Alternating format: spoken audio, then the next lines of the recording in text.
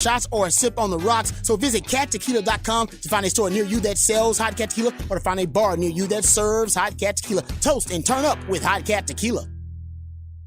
This is Chad with Dr. Slaughter from Sinus and Snoring Specialist. Dr. Slaughter, let's talk about allergies. A lot of people obviously have them in this area. How can allergies affect snoring? Many patients think allergy symptoms are always some combination of watery, itchy, sneezy, and runny. For many allergy sufferers, though, the main issue is intranasal swelling. This swelling restricts the nasal airway, creating rapid and turbulent airflow with vibration and snoring in the throat. Your only allergy complaint may in fact be snoring. Having our needle-free allergy skin testing and using our allergy drops nightly at home may effectively reduce or even eliminate your snoring. Yeah, remember when I said I was 85% blocked in my nasal passages? Allergies was a big part of that. I can certainly attest to the fact they got rid of my allergies for good, and I love it. Call and set up your appointment, 512-601-0303, or go to sinussnoringent.com. Sinus and Snoring Specialists feel clear, rested, and healthy. Looking to sell your home on your schedule? Then lock in a guaranteed cash offer from Orchard and you'll start the spring with a celebration. And here's how. Before Orchard, selling your home was a long, stressful process. We've all been there. But with Orchard's cash offer, you can forget about showings, listings, even upgrades. You don't worry about waiting weeks, even months to sell your home. Orchard's cash offer guarantees the sale of your home and enables you to sell when you're ready. And Orchard can save you even more time and money by recommending and taking care of costly repairs, as well as specific home improvements. And to back me up, here's another 5-star review, this one from Matt here in town. It's hard to put into words how great our experience with Orchard was. First, there was the cash offer that exceeded our expectations. Then we sold our home with them for well above that price. Orchard gives you the certainty that your house will sell without all the hassles of selling it. Orchard's cash offer guarantees the sale of your home and enables you to sell when you're ready. Sell your home on your schedule? Then lock in a guaranteed cash offer from Orchard and you'll start the spring with a celebration. Get a free, no obligation guaranteed cash offer from Orchard. That's orchard.com. Orchard.com. One more time, orchard.com. Guests on the Horn appear courtesy of the Vaqueros Cafe and Cantina Hotline. Vaqueros now delivers and offers curbside pickup. For info on placing your lunch or dinner order, visit vaqueroscafe.com.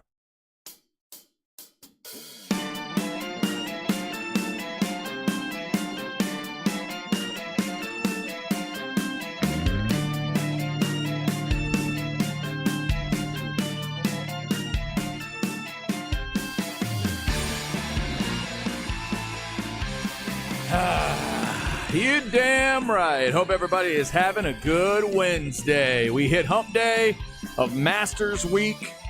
A lot of stuff to get into there. The NFL never dies for us. You know that. 22 days till the NFL draft. We are only 10 days away from the Texas Spring Game. If you're a Longhorn fan, we'll get into some of that. NBA cranking up towards the playoffs. Huge game tonight to try to figure out some playoff seedings. And just in case you thought that the women's college basketball championship game stuff was over, oh, no. No. Because everybody's got a podcast.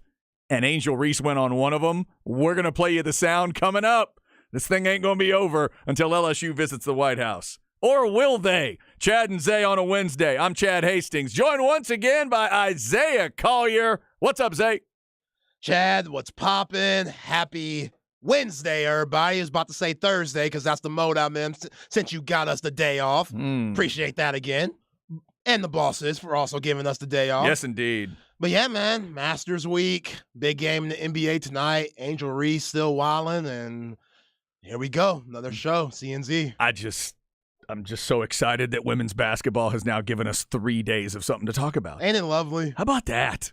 I mean, people talk about progress. That really is progress. That's what I'm saying. When you learn to soap opera at a level that sports radio pays attention to, now you got something.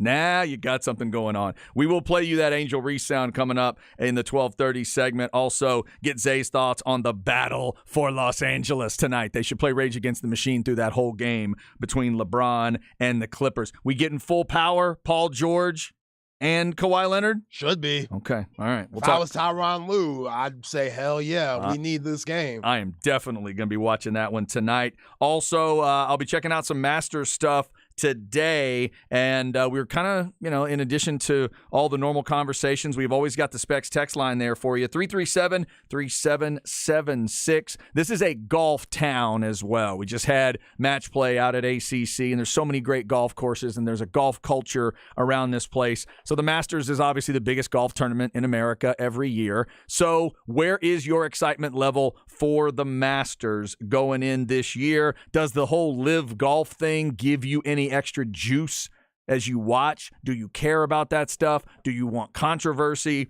Because, Zay, yesterday was a big discussion about the meal.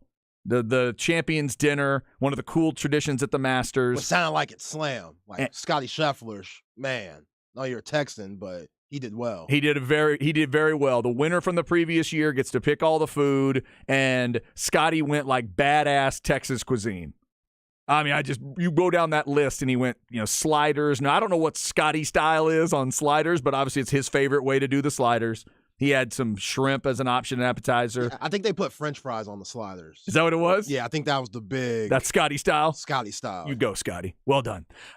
We get what? Steak or fish option, some chocolate. Black and red fish, Texas ribeye steak, tortilla soup, firecracker shrimp, and then for dessert, warm chocolate chip cookie skillet. I mean, come on.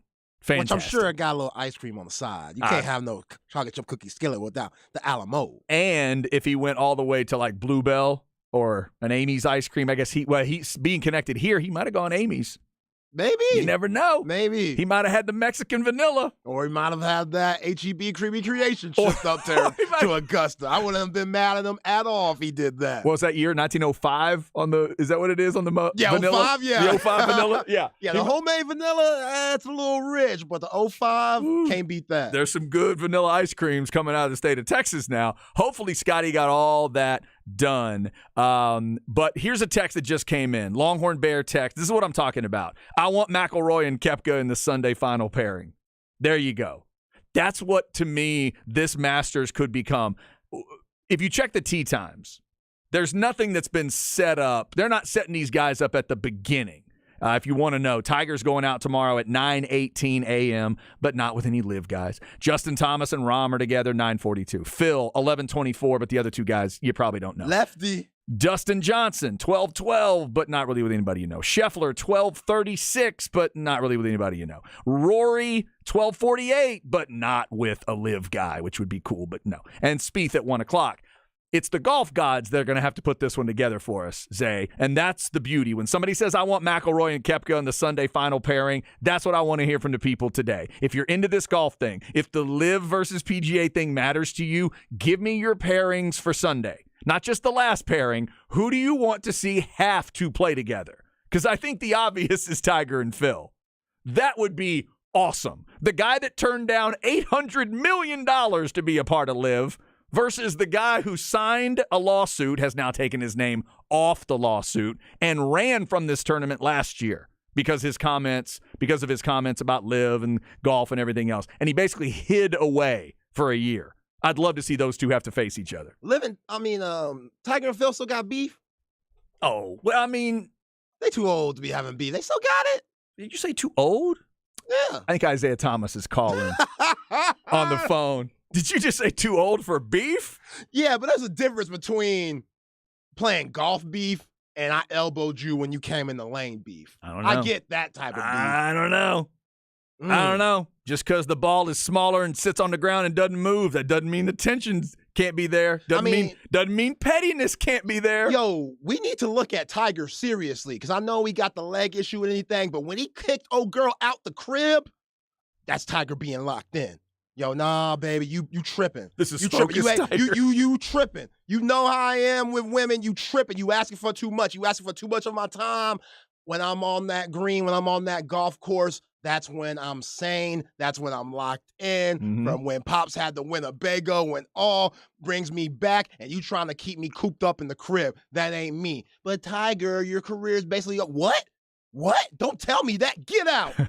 Get your ass out the crib. And she trying to sue him, trying to mess with his mind and stuff. Watch Tiger. You gonna come locked in. Now, because he angry. Now, on the other side of it, Tiger did tell the media he takes every opportunity. He's going to enjoy this opportunity because he doesn't know how many more Masters he'll play.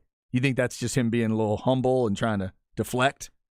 A little bit. Yeah, I want Tiger's the type. He's that Jack Nicklaus type to me. Tiger's going to compete in the Masters as long as he actually believes he can still win the thing. I don't know how many ceremonial versions he's going to do. I don't know how many times he's going to do that. So Tiger's interesting. Somebody texted us. I think the live angle could make it more interesting. I know the media has been reporting it. Is there really the sense of competition among the players? I don't know. Maybe that's what we find out. You got Koepka and DeChambeau and Patrick Reed that are live guys. They don't like Patrick anyway. But remember, Patrick was there last night.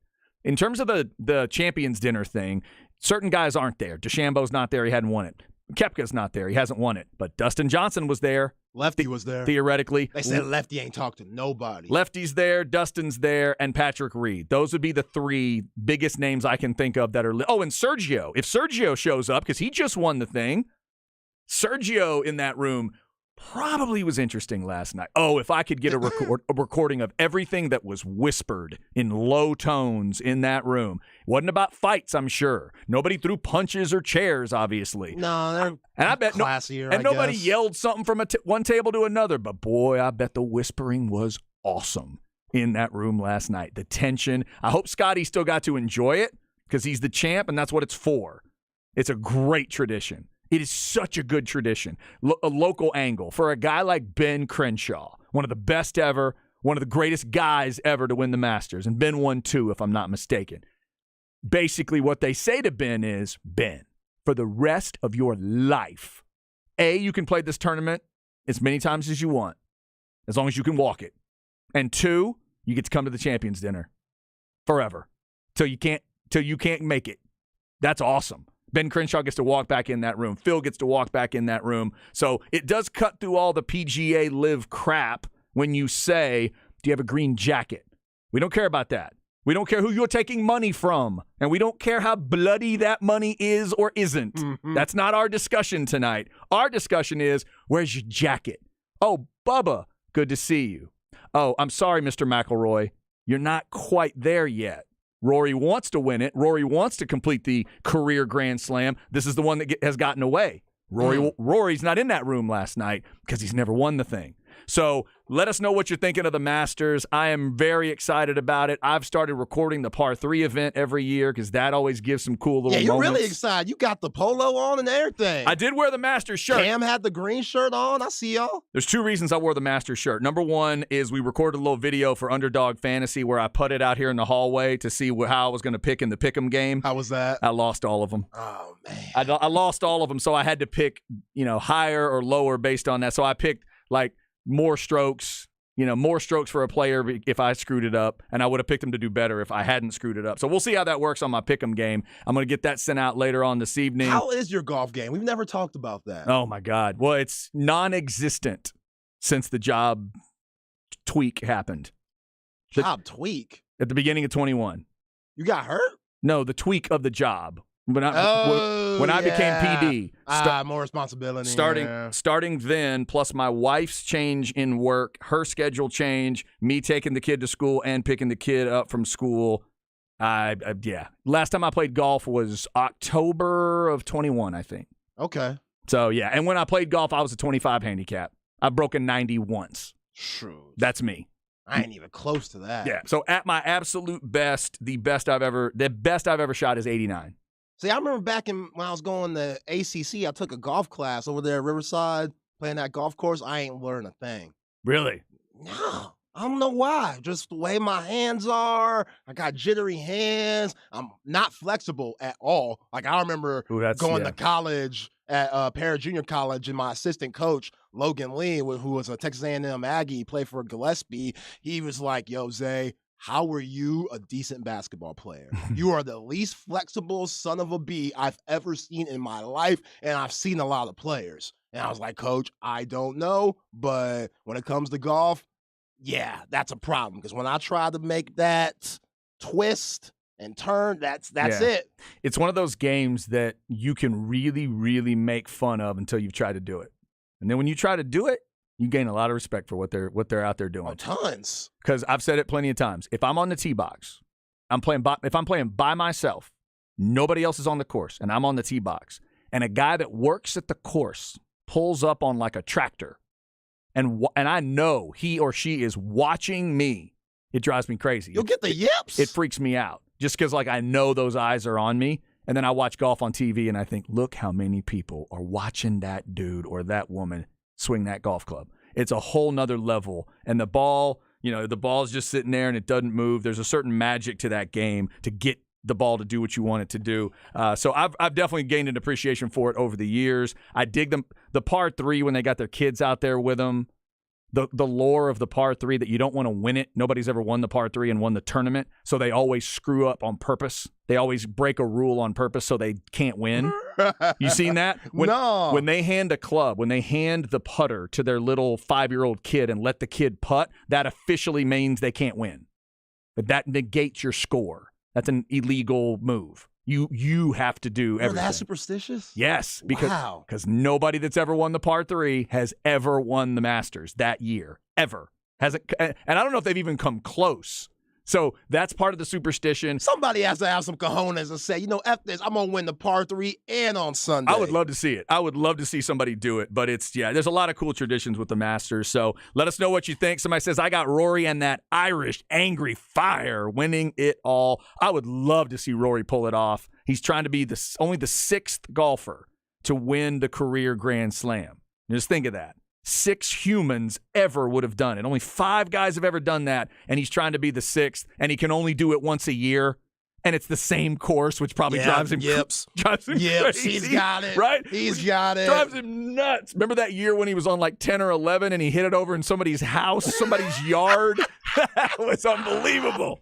I mean, it's just incredible. Y'all let me know on the Specs text line, 512-337-3776. Are the finger foods and the hors d'oeuvres and the snacks, I love those. Are those the same price? Yeah. Y'all know inflation's gone out the ass. We all know that. Eggs are crazy. It's gone nuts out here in America. Has the Masters and Augusta, have they been able to say, we know inflation's crazy. We going to keep it the same price it's always been since the 50s? Dude, I can answer that question for you. And somebody sent it to us during the show yesterday. I didn't get around to mentioning it, but they sent us a shot of that tote board. Everything is still $1.50, $2. Oh, that's so OG. Most expensive thing I saw was $3 or $3.50.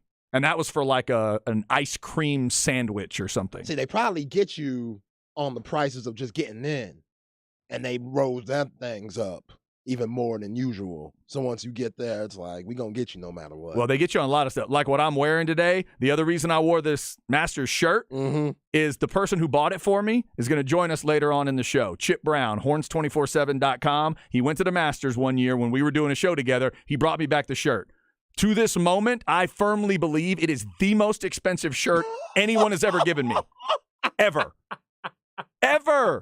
Because if I'm not mistaken, Chip can verify this later, I think this was like $95 when he bought it. My mother has never bought me a shirt that cost $95. Yeah. So I just got to publicly thank Chip once again for this shirt today. It is always comfy. The collar's a little messed up after all these years, but I don't care because it's comfy and it's the most expensive shirt I own. It's clean. It is the most expensive shirt I own, and it does get me in a Masters state of mind. So we got a lot of golf that we'll be hitting over the next couple days. Somebody call me Zay Barkley. All right, they sent me the tote board. You want to hear it? Yeah, let's go. Here's your tote board. Sandwich board. Egg salad, $150. Man. Pimento cheese, $150. Barbecue, $3. Come on. Masters Club, $250. Wait, hold on. What's that? The club sandwich? Yeah, club sandwich. Okay, right. okay. Chicken club or a grilled chicken wrap, $3. Classic chicken sandwich, $3. Ham and cheese, $250 on rye. Turkey and cheese on wheat, $250. Breakfast. Masters blend fresh brewed coffee. It's not Starbucks prices, $150. Sausage biscuit, $150. Chicken biscuit, $150. Blueberry muffin, $1. $1. Fresh mixed fruit, $2. $150 for soft drinks, $2 for bottled water, $150 for iced tea. Domestic beer, $4. Hey, $4 for a domestic beer nowadays? Man. And import beer is $5. So the most expensive thing here that I'm seeing is a $5 import beer. That's still good prices. That's well done, Yes. Augusta. Again, Well done. because they're charging so much for these shirts, they don't need to charge They for, gonna get you. for They the gonna food get you. and drink. All right, we got a lot of other stuff to get into today as well. We'll jump into some basketball talk. Also, there is a note out of the NFL we're going to hit today. There are stories out there that Mr. Belichick might be shopping Mr. Jones? I see you, Meek. Wait a minute. I see you, Meek, making things happen. Me and Mr. Jones, we might not have a thing going on anymore? What are you talking about, Bill? Mr. Jones. Mr. Jones. Mr. Jones. Now, does that mean that he wants to go from Mr. Jones to Mr. Jackson? Because Mr. Jackson would like to talk to him. Yeah. If Mr. Belichick is willing to pull out Mr. Wallet. But I don't know if he is.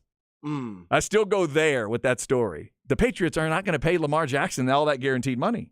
I mean, do you think when Bill Belichick talks to Mrs. Jackson, because we know we got to talk to Lamar's mama in order to get something done, Please tell me. he going to say, sorry, Miss Jackson. Oh, I can't pay him for real. Never meant to make Lamar cry. Oh, good grief. Adapted Outcast on the show today. You didn't think you were getting that, did you? No. That is fantastic.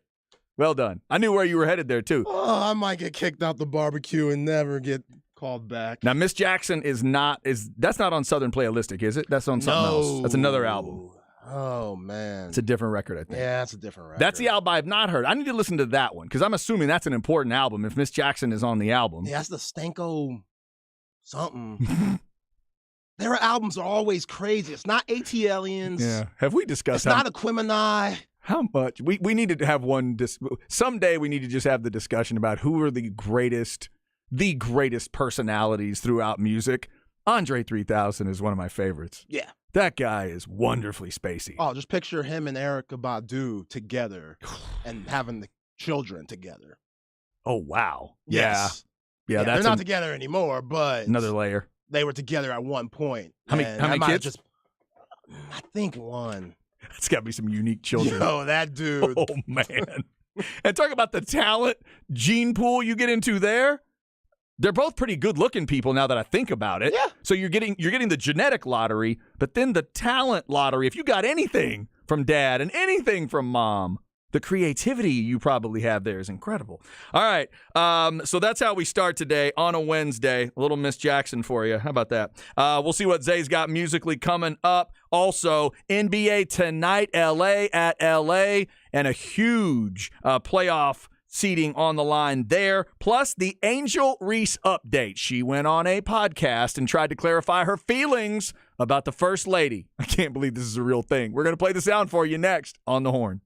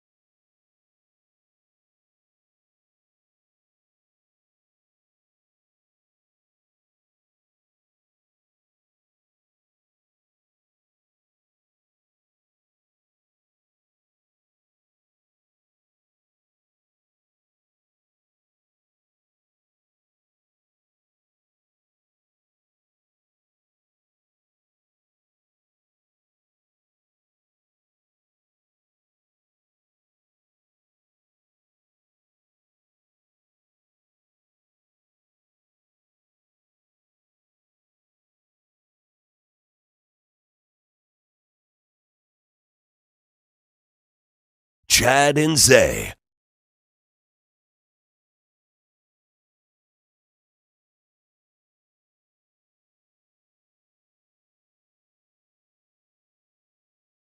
Ooh, that's a nice riff there, Zay. Let's let this one get going. Come on now. Man, that's a solid little riff. I was waiting for a voice. Had a couple ideas. Come on. Yep. That's exactly where I thought it was going. Okay, so this is Scorpions, and is it called Blackout? No. Dynamite. Dynamite. Okay. This is off the Blackout album, though. The Blackout album. Okay. Yeah. Dynamite. Oh, Klaus. Klaus Meine, one of the best voices nobody talks about in the world of rock and metal. When he got the older he got, Zay, the more bald he got. And I mean, like, totally bald on top, the hair going around, always wore a hat, like the guy from AC/DC, because he was covering up the bald, but love that voice. And Scorpions are still out there touring, if I'm not mistaken. So Dynamite by the Scorpions gets us started today.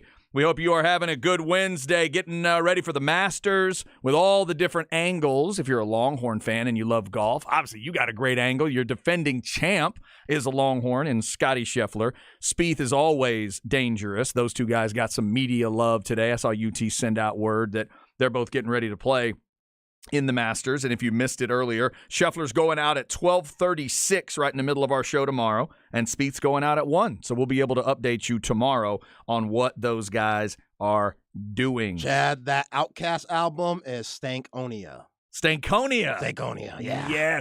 I remember Kevin Dunn talking about Stankonia back in the day. It's a classic. That he loved that album. It's one I've never, that I need to listen to. Definitely their most mainstream album. Okay. All right. So that one I've got to I got to check that out at some point. And today I will be checking out UGK and Riding Dirty. That's what I'm talking about. I'm very excited. Are you excited about the Chris Stapleton? Have you listened to anything yet? It's not bad. Oh, not bad. Okay. Not bad. I've heard a couple of songs actually. Okay. I figured there's a couple that may have permeated their way in. Yeah, my wife's best friend, her and her husband are huge Chris Stapleton fans, and I think one of their wedding songs was Chris Stapleton, so it rang a bell. Yeah, so there's a monster. Yeah, he's had a couple monster hits off that album. So we'll get into that tomorrow at 2 o'clock, the album swap discussion with those two. Justin Wells coming up at 1:05 from Inside Texas and On3.com. Longhorn fans, we've been counting it down for you. How about 10 days till the spring game? We'll talk to Justin about what Sark's been saying about the team, how the team's been looking. Things have been pretty quiet ever since day one, and the weird Xavier Worthy comment from Sark. Things have chilled out after that. We'll see what Justin thinks of this team 10 days from the spring game. Right now, though, let's talk a little NBA. If you're done with college basketball and you realize that, you're kind of missing hoops a little bit, good quality stuff from the men's side. If you peeked in on the women, they were putting high-quality basketball out there, plus we'll get to the soap opera update.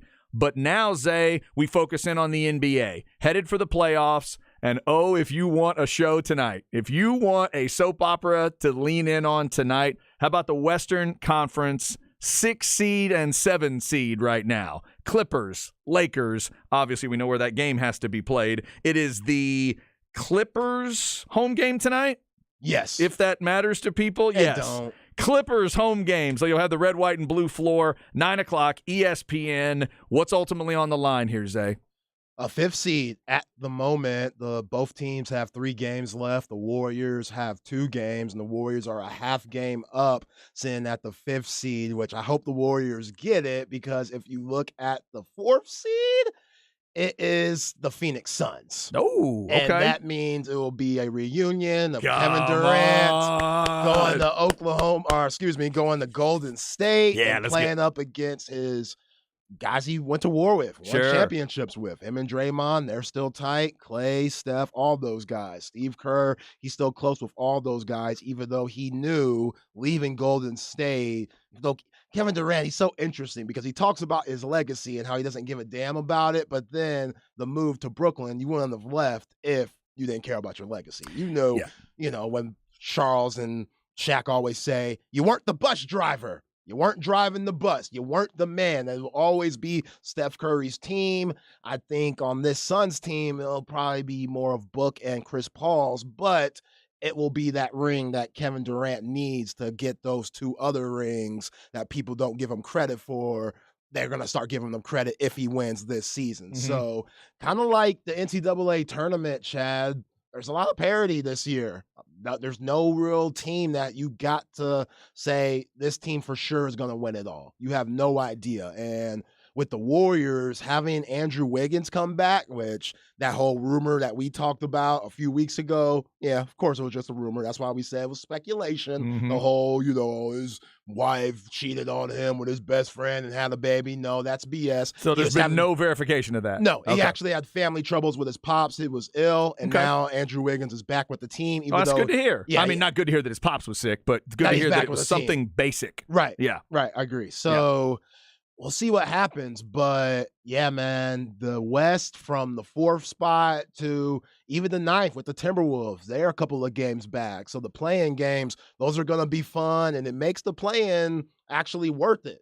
I've been kind of against it at times because, sometimes that 7th seed and that 10th seed, the games in between too much of a gap. The gap's way too far. Yeah. Like 6-7 games, that's way too deep.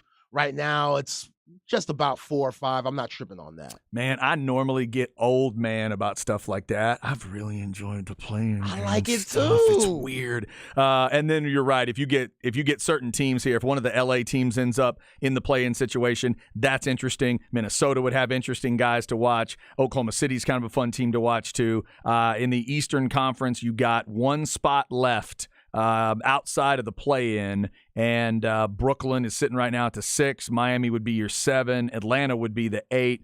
Toronto and Chicago have qualified for play-in status, and you've got the Knicks, the Cavs, Philly, Boston, and Milwaukee that are in the playoffs for sure. So tonight, 9 o'clock, the Laker-Clipper matchup should be fun. The Lakers are terrifying right now. If I were them, I would want that 6 seed. I wouldn't want to go against the Suns. If they get the 5th, they can't control. They got to win out. They got to try to win out. They can't, rest the guys or anything. They didn't play D'Angelo Russell yesterday, and LeBron went to work against Utah in overtime. But Anthony Davis, he's been playing really well. And again, if they could stay healthy, LeBron and Anthony Davis, and they play against a Sacramento team that doesn't have much experience this time of the year. I mean, I love De'Aaron Fox, but this will be his first playoff experience. Domantas Sabonis, I think he was in the playoffs with the Pacers, but now he's been the man for that team, especially in the post. They got their starting rookies and Murray, Kevin Huerter. He's a solid player, but Anthony Davis, LeBron James, D'Angelo Russell, Vanderbilt, Austin Reeves is playing great. Hillbilly Kobe, he out here balling at 28 last night. Hillbilly Kobe. Yo, this new Lakers team. Is that what they call him? Yeah, that's what they call him. That's the name they gave him at Oklahoma. I hadn't heard that. That's good. Yeah, that's the name they gave him at Oklahoma. One of the few things that Oklahoma Sooner fans did right was giving him that name. It's not bad. Not bad at all. Yeah. And he actually could hoop too. So this new roster that they put together, Rob Pelinka, he's done a hell of a job. And if they could stay healthy, even if they get a Nuggets, Memphis Grizzlies matchup, both of those teams, I don't want to see the Lakers either. Yeah. At all. It's going to be fun to watch tonight. I'll check that one out. 9 o'clock on ESPN. Yeah, the Clippers, Paul George, he's been out with that knee injury. That was pretty scary. So who knows when he'll come back. I think if he could come back during playing, that'll be ideal if they make it. But, they just want to make the playoffs and hopefully get him back and healthy. But Russell Westbrook, he's been playing well for the Clippers, all things considered. We know he has limitations, but he's done a lot better for them than he did for the Lakers these last 2 years. That's another angle I hadn't thought of. Russell playing them. Oh, it's going to be good tonight. So definitely check that out at 9 o'clock. All right, Zay, let's get him the latest Angel Reese situation. I thought this thing was done. Caitlin Clark did an interview with ESPN. I thought it was all closed up. Oh, no. Angel Reese went on whose podcast? I Am Athletes podcast, Brandon Marshall. The Brandon Marshall podcast. Okay. Brandon Marshall, a couple other people, but it was Brandon Marshall and some girl, some lady that interviewed her. Excuse me, I don't remember her name or recognize her, but yeah, they were interviewing Angel Reese. Brandon Marshall, former receiver in the NFL. Brandon Marshall. Okay, got you. All right, so this is Angel Reese commenting on, I guess, her updated thoughts on Jill Biden. Ooh. I guess is where we're going here. Here we go.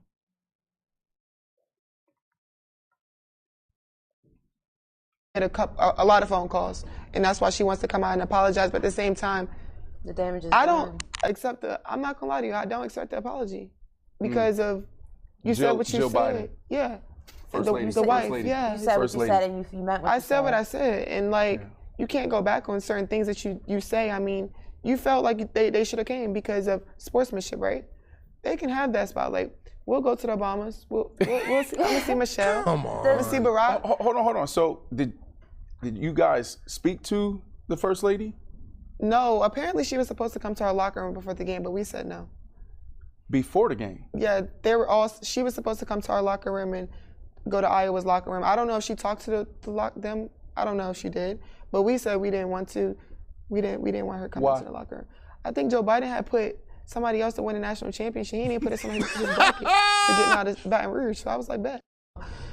Both teams should be invited because it was supposed to. Oh my God! And I'm like, are you saying that because of what I did and what that stuff like that? It bothers me because you are a woman. At the end of the day, you're supposed to be standing behind us before anything. So it's hard to see things like that and not to comment back on it.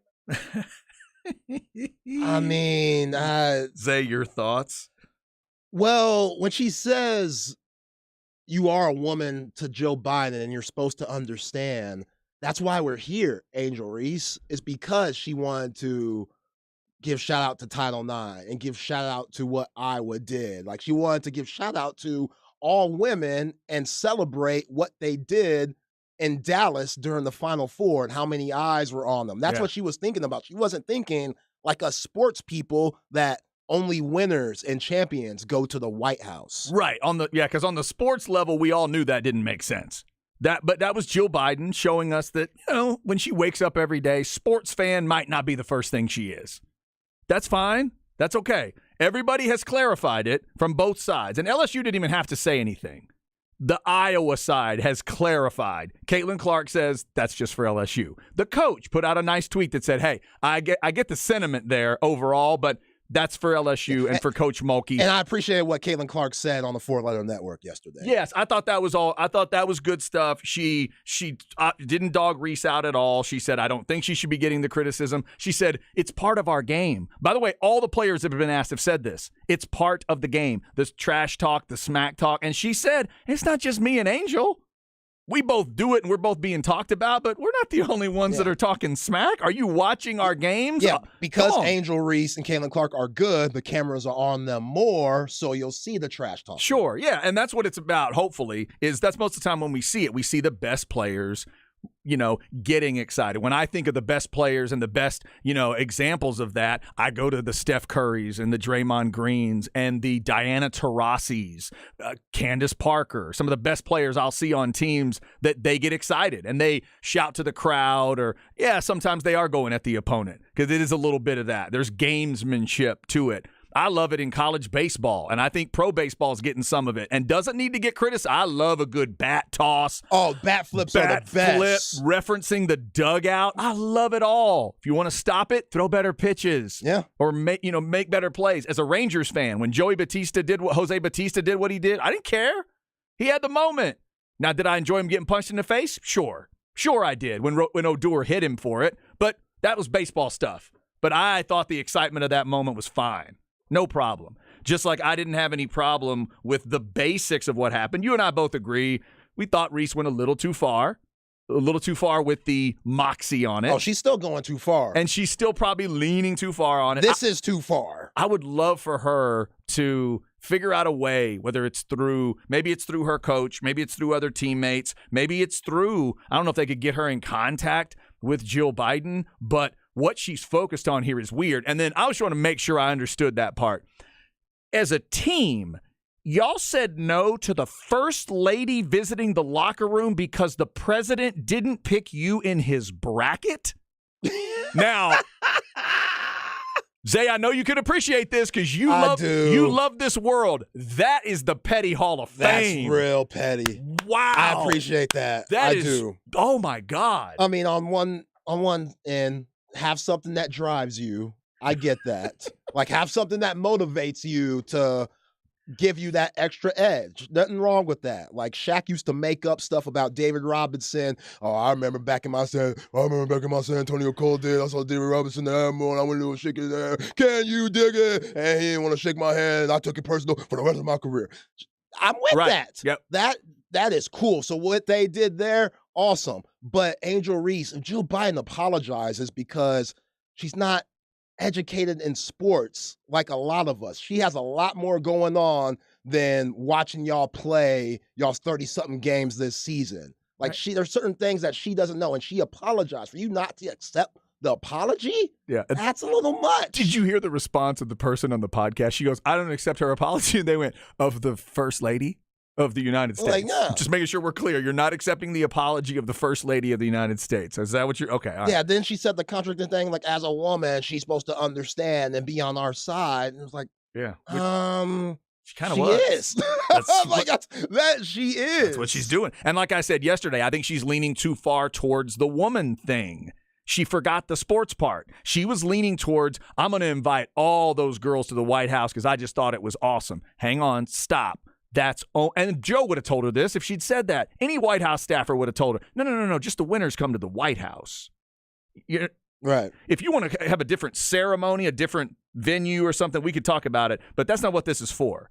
That never has a women's championship team shown up just because of Title IX and to celebrate. Isn't women's sports great? No. We're the champs. That's why we're here. Mm-hmm. We're not just here because it's great that we get to play. We're here because we whip somebody and we get rings and a banner. That's why we're here. Yeah, but whatever, Jill. Miss me with that. We going to the Obamas. Yo, we're skipping presidents. I get why they're doing it. I definitely we do. all know why. We all know why, yeah. But, God. that is petty.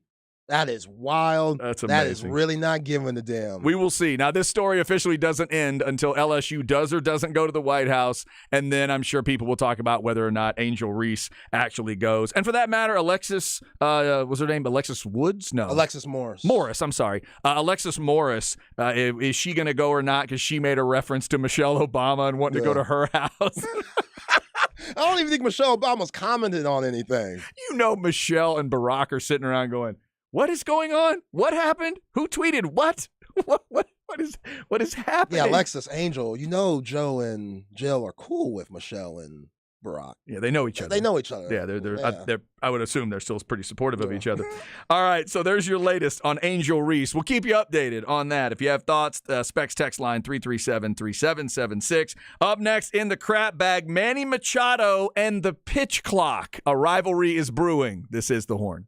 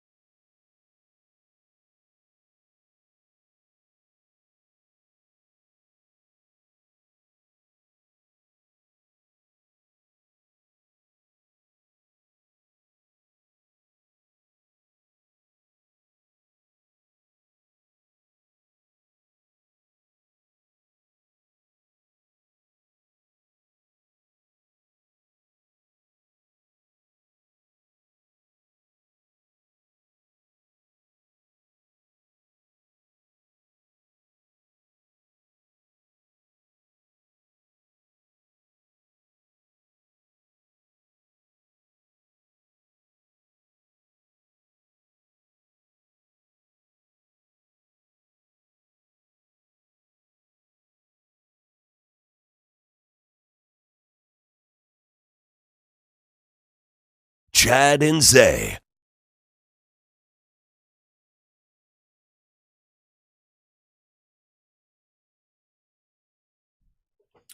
All right, rolling through a Wednesday. Get you the Wednesday night lineup coming up here in just a second. I do not recognize this one. We had the Scorpions to start with. I don't know it, Zay. Who's this? That time of year, Vinnie Vincent Invasion. Oh, for many reasons, I'm so proud that I did not know that. The Vinnie Vincent Invasion. Mark Slaughter, the lead singer, Vinnie Vincent, formerly of Kiss, in the guitar role. Y'all can have it. Wait. Y'all can have it. This dude was in Kiss? The guitar player was. Guitar player? The guitar player was. This voice is Mark Slaughter, who ended up being the lead singer of Slaughter later on. And I was never a fan of Slaughter, and I was never a big fan of Vinnie's, so y'all can have it. Y'all can have the Vinnie Vincent Invasion all you want. I'm good. It sounds like a bop to me. What's the song called? That Time of Year. And in the end, in terms of just pure talent, they had it, man. Vinny's a great guitar player, and Mark Slaughter, say what you will, and trust me, I have. Mark Slaughter can hit back then. I don't know if Mark can still hit those notes. Mark was way up there. He could hit some big time notes. So shout out to them. I won't dog Slaughter too much. I won't get too into that today. But this never was my favorite band. But hey, Vinnie Vincent Invasion and the Scorpions getting us started today. That's definitely heading down a certain path. I like it.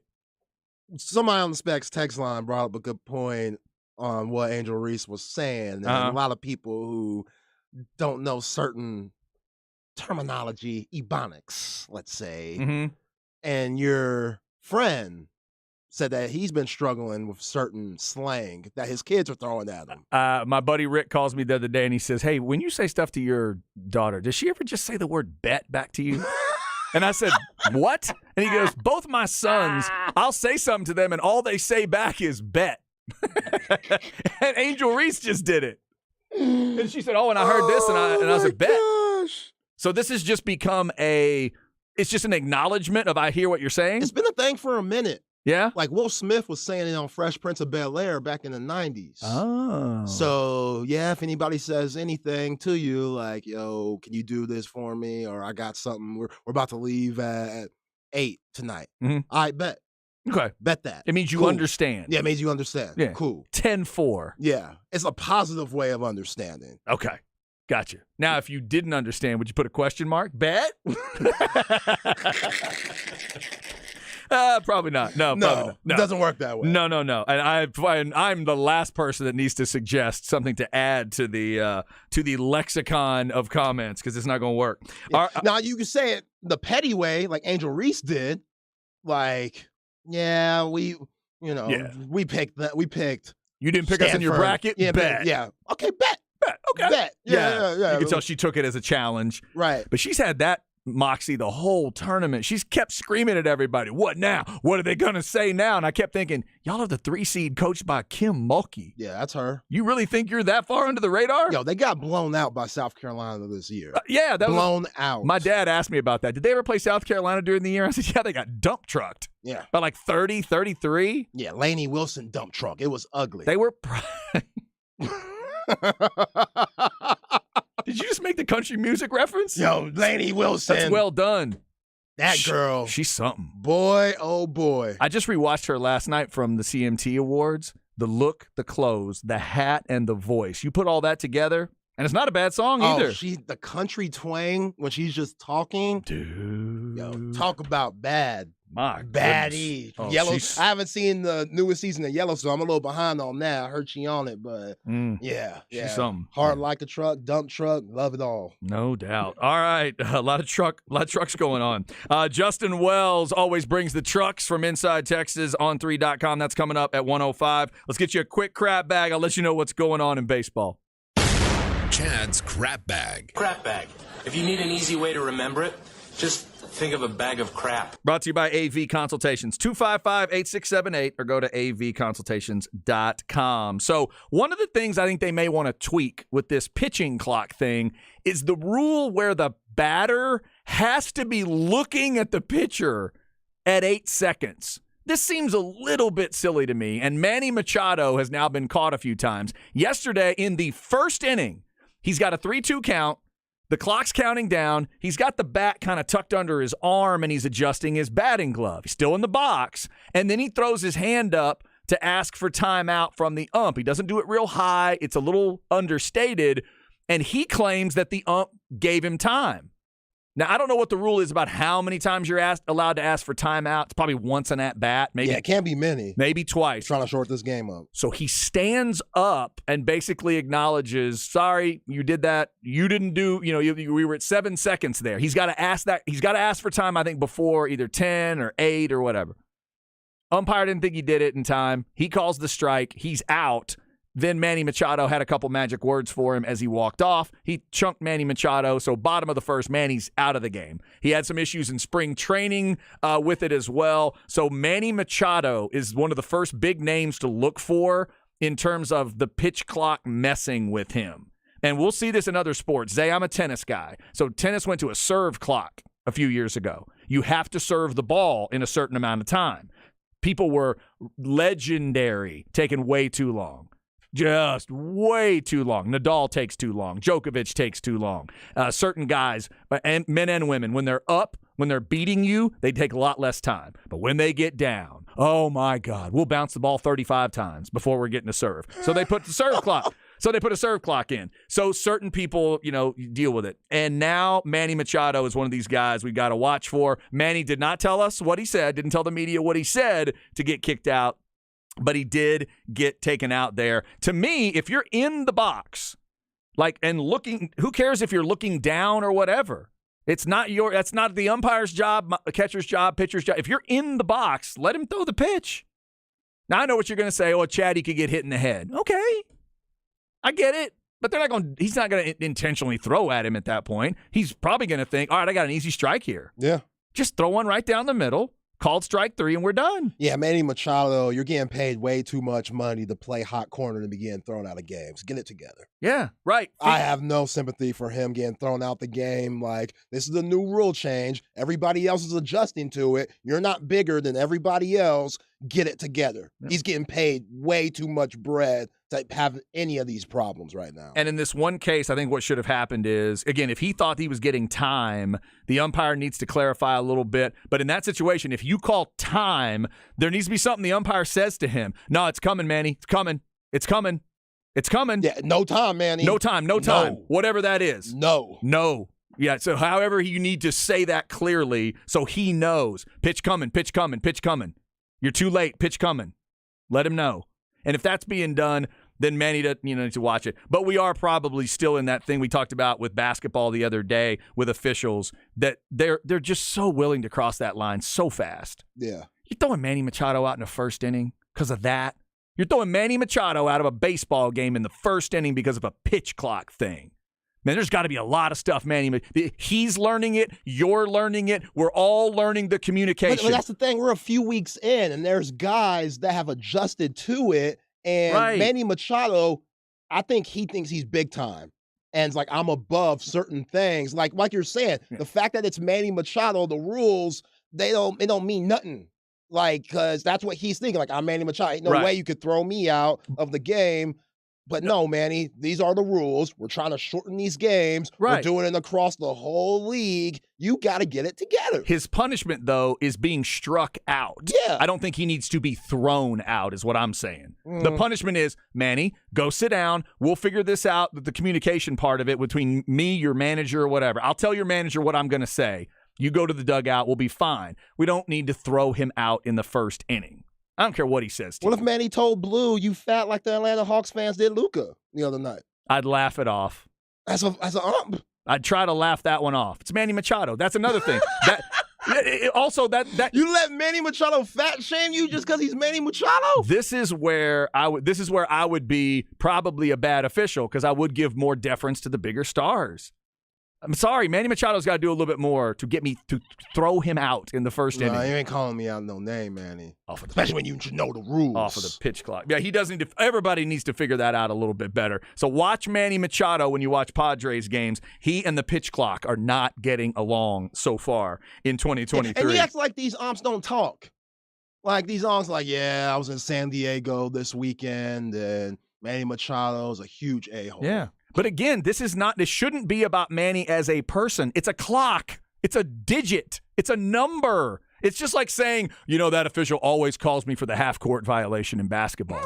No. You don't get that one. If the clock's at 20, you have violated the rule. In this case, you got to figure something out by 8 seconds. And if you watch that replay, Manny's right on that borderline. And he's sitting there with the bat tucked under his arm at like 8, 7, and he's calling for time. It's too close. I get why he did what he did there. That's where he needs to just send him away and not throw him out of the game, though. And Manny needs to control himself. Yeah. He needs to control himself. He don't talk crazy. He could stay in the game. Yeah, because you bring up the great point. This is you're starting third baseman that you got to replace in the first inning. No, it was brutal. My God. By the way, later in the game, Nelson Cruz came in for him and hit a home run, so not bad. Not bad at all. Padres lineup's kind of thick, in case you didn't know. Nelson Cruz, ain't he like 45? He's up there. Yeah. Damn. He's up there. Still swing that bat, though, huh? He and Joe Biden, I think, are the same age. Just this year, Nelson Cruz. Nelson can get off the plane a little easier. Yes. 1 o'clock hour coming up. Justin Wells of Inside Texas joins us to talk Longhorn football. We're 10 days from the spring game. Don't move. It's the Horn.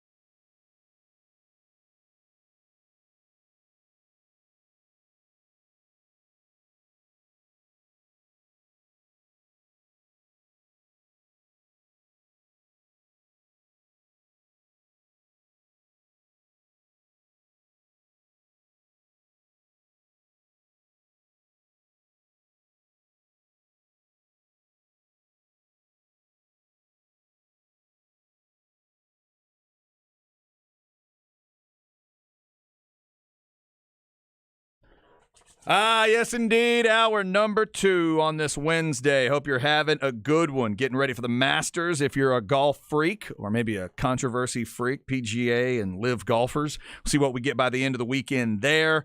There's obviously football, always football to get to. Does Bill Belichick want to shop Mac Jones? We hit that one a little bit. NBA tonight, Lakers and Clippers. A lot of stuff on the board. And yes, we got you the updated Angel Reese sound because that little controversy doesn't seem to be over just quite yet. We've also got a lot of Longhorn football on the board and on the mind because we're only 10 days away from the Texas spring game, and we're about to dig into that. I'm Chad Hastings. He is Isaiah Collier. And let's go to the Vaqueros Cafe and Cantina hotline. We do it every Wednesday about this time with Justin Wells of Inside Texas on 3.com at Justin Wells 2424 on Twitter. Justin, how are you? He literally just hung up. Uh-oh. He didn't like my intro. Yeah, I call him back. Man, darn it. Maybe Justin thought I was going to ask him to give us his thoughts on Angel Reese. And he's like, I don't want to get in that. I'm not getting in that discussion. Or maybe he's not into live golfers. Who knows? I did mention a couple controversial things there.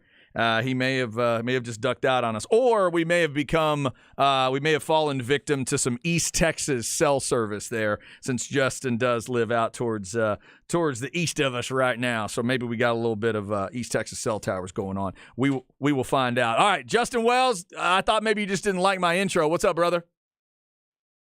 Hey, my man. It's all good. I thought we had maybe some East Texas cell service or something going on. I appreciate the time as always, man. We're 10 days away from the spring game. Obviously, a lot of excitement around here. But I've always said of Sark, I think he is at his best with the media when he is being effectively boring and just kind of doing what he needs to do. After that first Xavier Worthy thing with the first press conference, I think he's really gotten into a groove there of let's get to work, let's do what we need to do, and there's really been no controversy. Would you agree? Absolutely. I mean, this has been a relatively easy spring so far, and Sark is playing it well. I mean, he's a confident coach, guys. He's changed the roster over to the point that these are his guys now. And so there's going to be some confidence there. There's going to be some self-assurance because, you know, when you go out there and you see what you've built over the last 2.5 years, there's a lot of things to be excited about in Austin, especially in this program. I think Sark feels that way. And he's taken it in stride. There's no controversy whatsoever. You know, I love him with the media because I think he's honest. I think he's up front. I think he gives real answers. And if you ask silly questions, he calls you on it.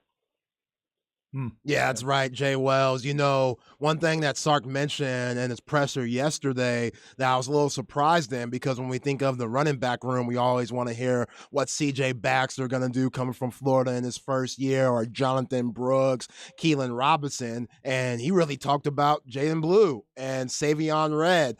Talk about those two guys and what kind of, you know, what can they contribute to with this team on just making that offense a juggernaut and giving them extra, you know, just extra power in the backfield?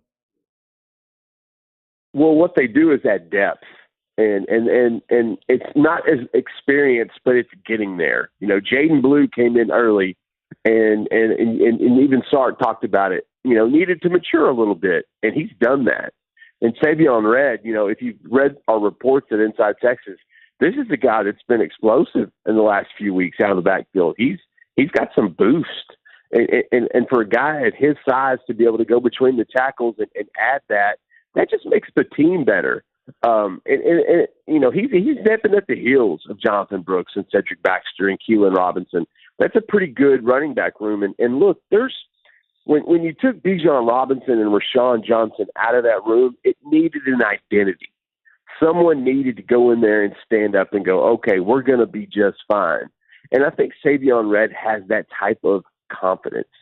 And the fact that Blue is getting better and trying to become a contributor, I just think it makes the room better. I think they were both good evaluations. I think they both progress where they want to be. And then, you know, you at the same time, you still got a Jonathan Brooks that you can rely on, a Cedric Baxter who's going to be an animal, and a Keelan Robinson who might be pound for pound your best athlete back there.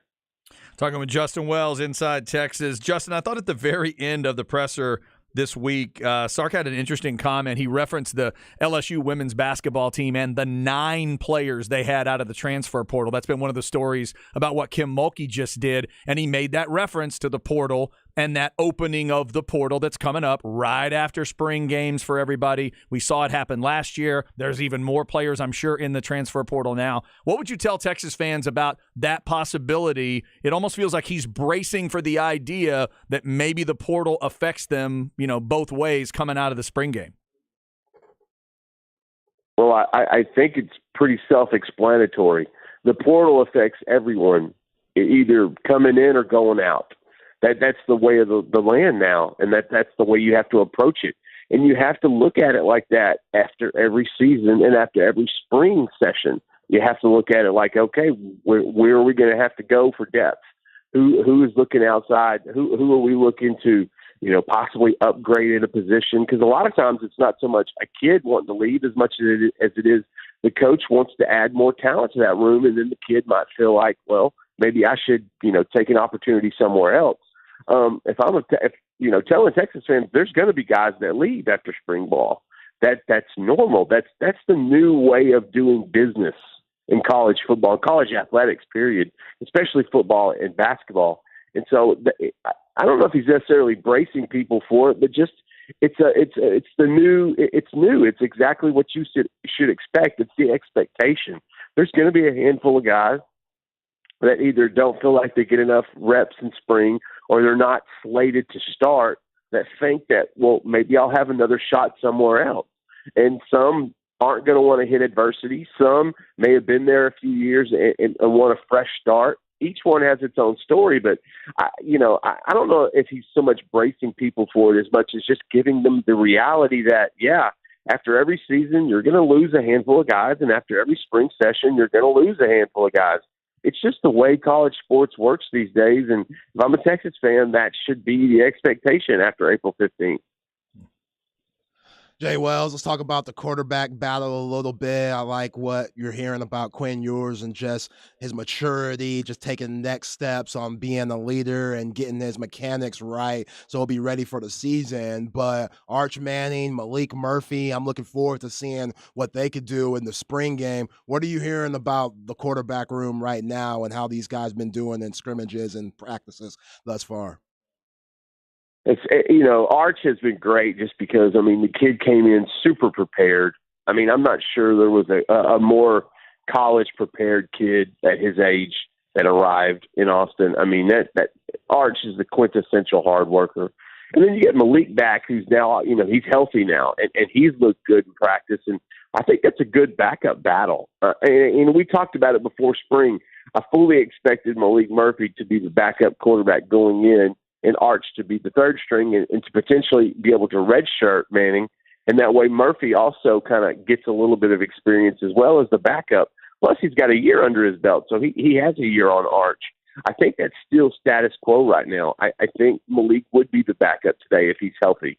I think he adds, he's got a tremendous arm. The players love him. He's got a real good personality that really suits the locker room. And most importantly, Steve Sarkisian loves him. That's his guy. That's one of the first guys he brought in at that position. And I think that they see a future in him. They want to build around, a guy like Quinn Ewers and Arch Manning and a Malik Murphy. It's almost like Murphy's name doesn't get mentioned enough. And the kid's legit. And so I think right now Malik and Arch are still battling for that backup spot. Manning would love to redshirt, but at the same time, he's a competitor. And if he were to win that battle and become the backup, you're not going to hear him say anything. He's just going to shut up, show up, and be ready. That's all he knows how to do. And I like that. I think he pushes Malik because Malik knows he's got a guy behind him who's incredibly talented and popular. And so it gives a little more added incentive for Malik Murphy to do a little bit more, to go a little bit above and beyond. And that's exactly what you want in every position on a football team. You want competition. You want each other pushing the other one. It's what Pete Carroll did extraordinarily well at USC. Sark picked that up while coaching there, and I think that's what he's trying to create at Texas. And in this quarterback room, buddy, he's got that. Talking about Justin Wells. Justin, when Coach Sark was asked about leaders on the team, he mentioned Quinn Ewers pretty quick. I think that's always important for fans to hear. But he also mentioned Whittington and he mentioned Sanders. I know a lot of people love to talk about the young guys and all these great freshmen coming in. That's all cool. If those two guys are big time for this team, a lot changes in 2023 for the better for Texas fans. What are you hearing about Whittington and Sanders that would make Sark say something like that and say, hey, they're showing that leadership in their I guess third year for one of them or both of them? What are you hearing about 0 and 13 right now? They're both experienced. They're both guys that have gone through the system. They've gone through the program. And more importantly, when you want to be a leader, you have to be good. And they've produced on the field. They've got skins on the wall. They have credibility in that locker room. Both of them have done, great things, especially Ja'Tavion Sanders last year, breaking the single-season tight end record for catches.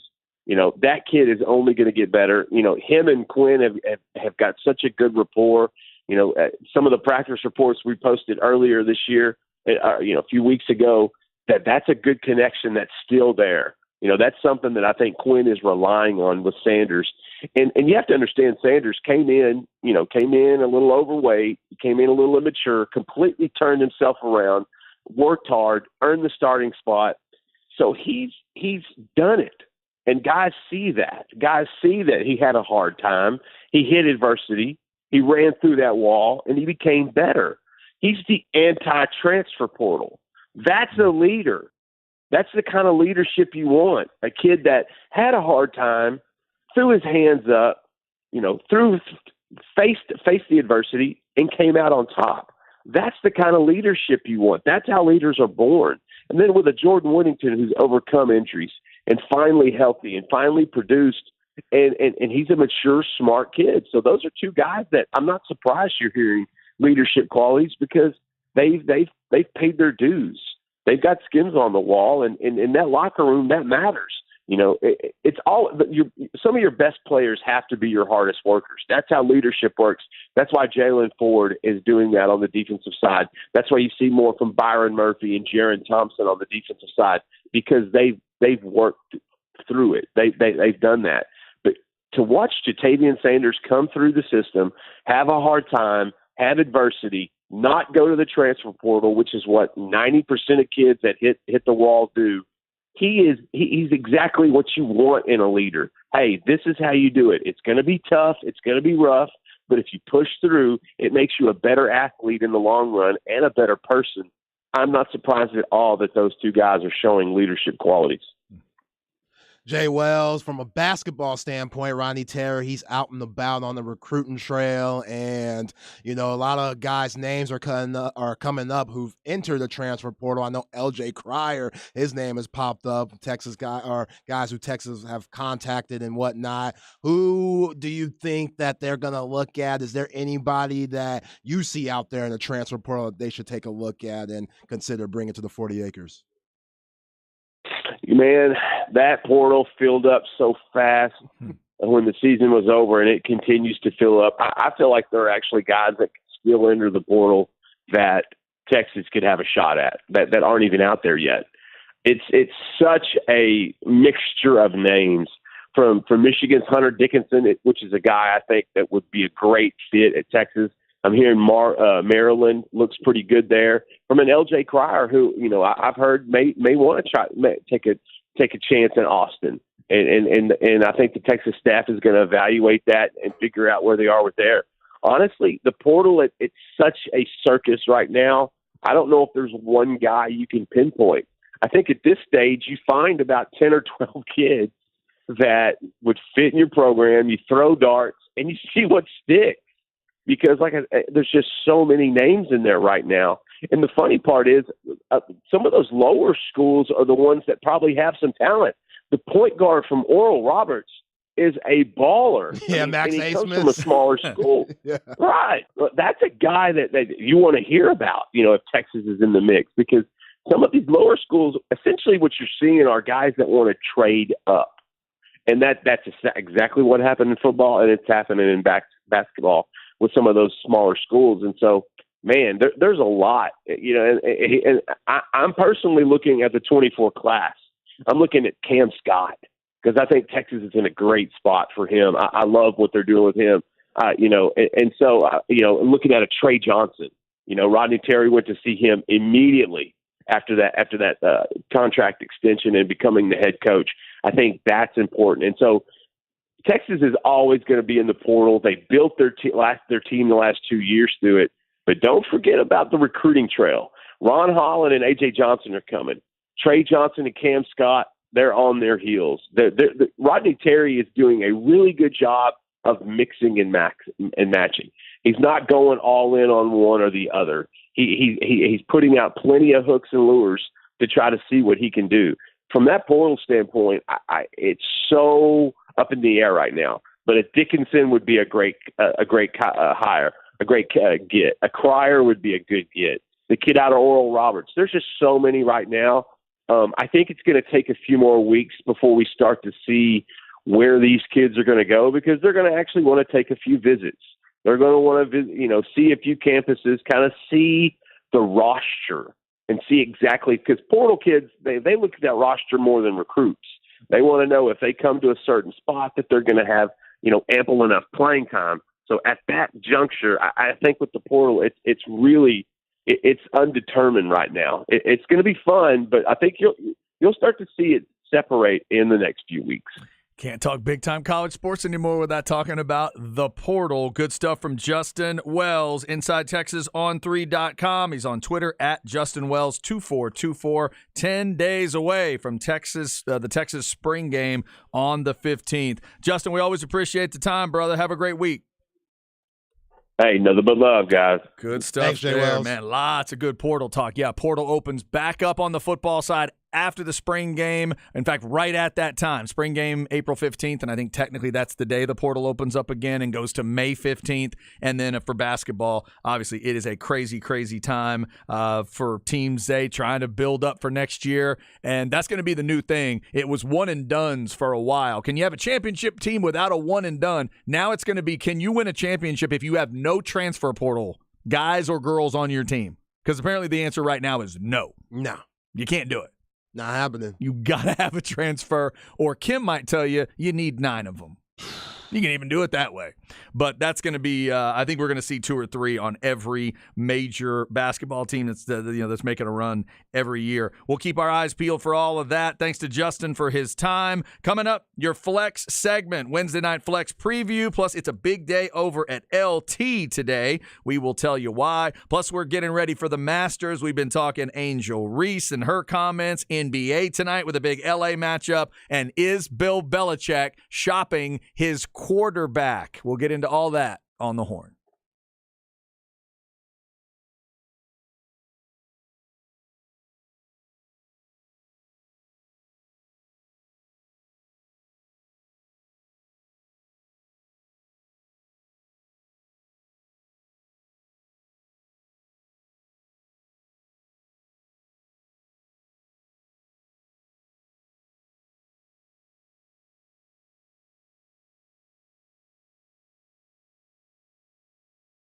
This is Chad. Let's talk Underdog Fantasy and the Masters. It's the easiest place to play fantasy sports. I told you about that. Well, I got in on this PGA Best Ball I've been telling you about in the Albatross. You draft 10 golfers that you think have a shot to play well at the Masters and in the next majors. And, I got some big names. I got both Longhorns, Scheffler and Spieth. I got Koepka in there. Had to have a couple of live villains. Koepka and DeChambeau are those guys. I also ended up with Patrick Reed. So I had 3 live villains. Billy Horschel, Tiger Woods in the 8th round. I showed the discipline and didn't draft Tiger till the 8th round. You can do the same thing. Get in there. The highest scoring teams will advance after each of the majors, and the further you advance, the more you win from a prize pool of $500,000. But it's just $10 to get in. So sign up today with the promo code HORN to get your first deposit doubled up to $100. Visit UnderdogFantasy.com or find them in the App Store, and don't forget to register with my promo code HORN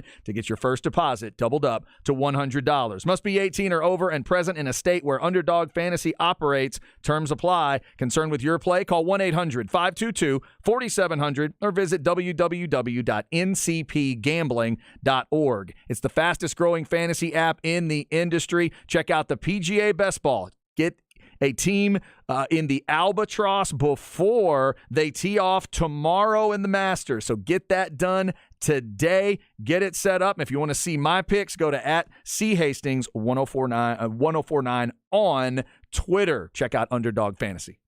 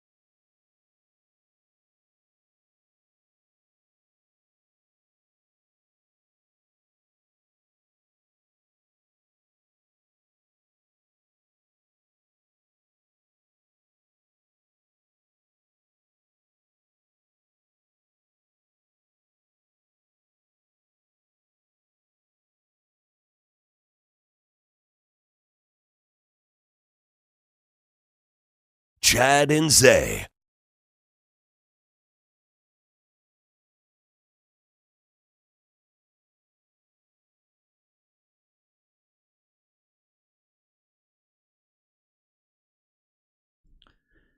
This is from the Vinnie Vincent Invasion Unplugged album where they really took it down, really got mellow.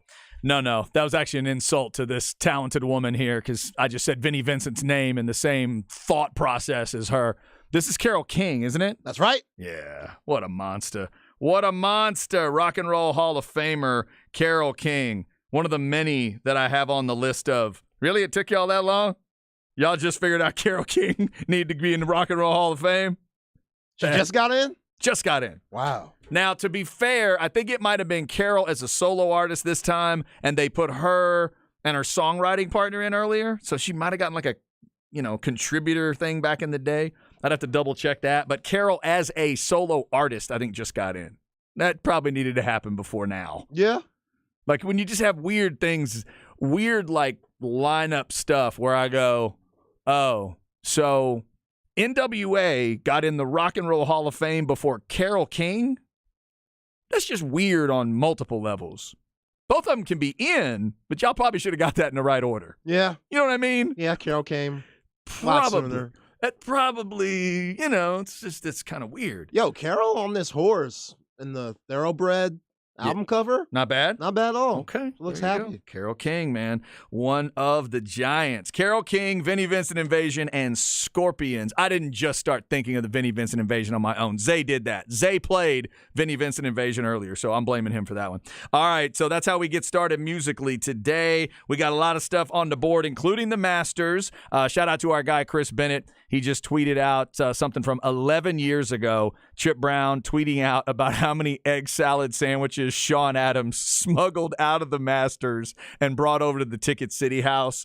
They used to go, because of their relationship with the good folks over at Ticket City, they would get this. There was a house like right there somewhere on the grounds at the Masters. I never got to go, but they always had such a great time. But Chip would go sometimes, and Sean got to go, and Sean Adams loved those egg salad sandwiches. Really? It was both impressive and gross to hear about how many he would eat. And I swear it looks like he's got 15 in this bag. So I just retweeted it. I just commented on it, rather, on Twitter, and I'm at C Hastings 1049. Our man, Chris Bennett, if you are not following him, we have not given him some follow love lately, but he would love for you to follow him because he's tweeting about everything. That is Chris GB 002000. Just look up Chris Bennett on Twitter. He is always tweeting something cool. So shout out to you, CB. Thank you for that. And rest in peace to the great Sean Adams. Miss him all the time, especially miss him around Masters time. All right, so Chad and Zay with you on this Wednesday. Lakers-Clippers tonight, 9 o'clock on ESPN. We talked about that. Let's get you a little preview of tonight's Wednesday night lineup, and we'll start with that Flex show and the Flex segment. Here we go. Flex ATX for the best high school sports coverage. Listen to the Horn and go to FLXATX.com. Flex 30 is brought to you by Brain Vault. Brain Vault is a revolutionary and patented mouthguard that has been proven to help reduce the risk of concussion. Visit BrainVault.com and join the movement.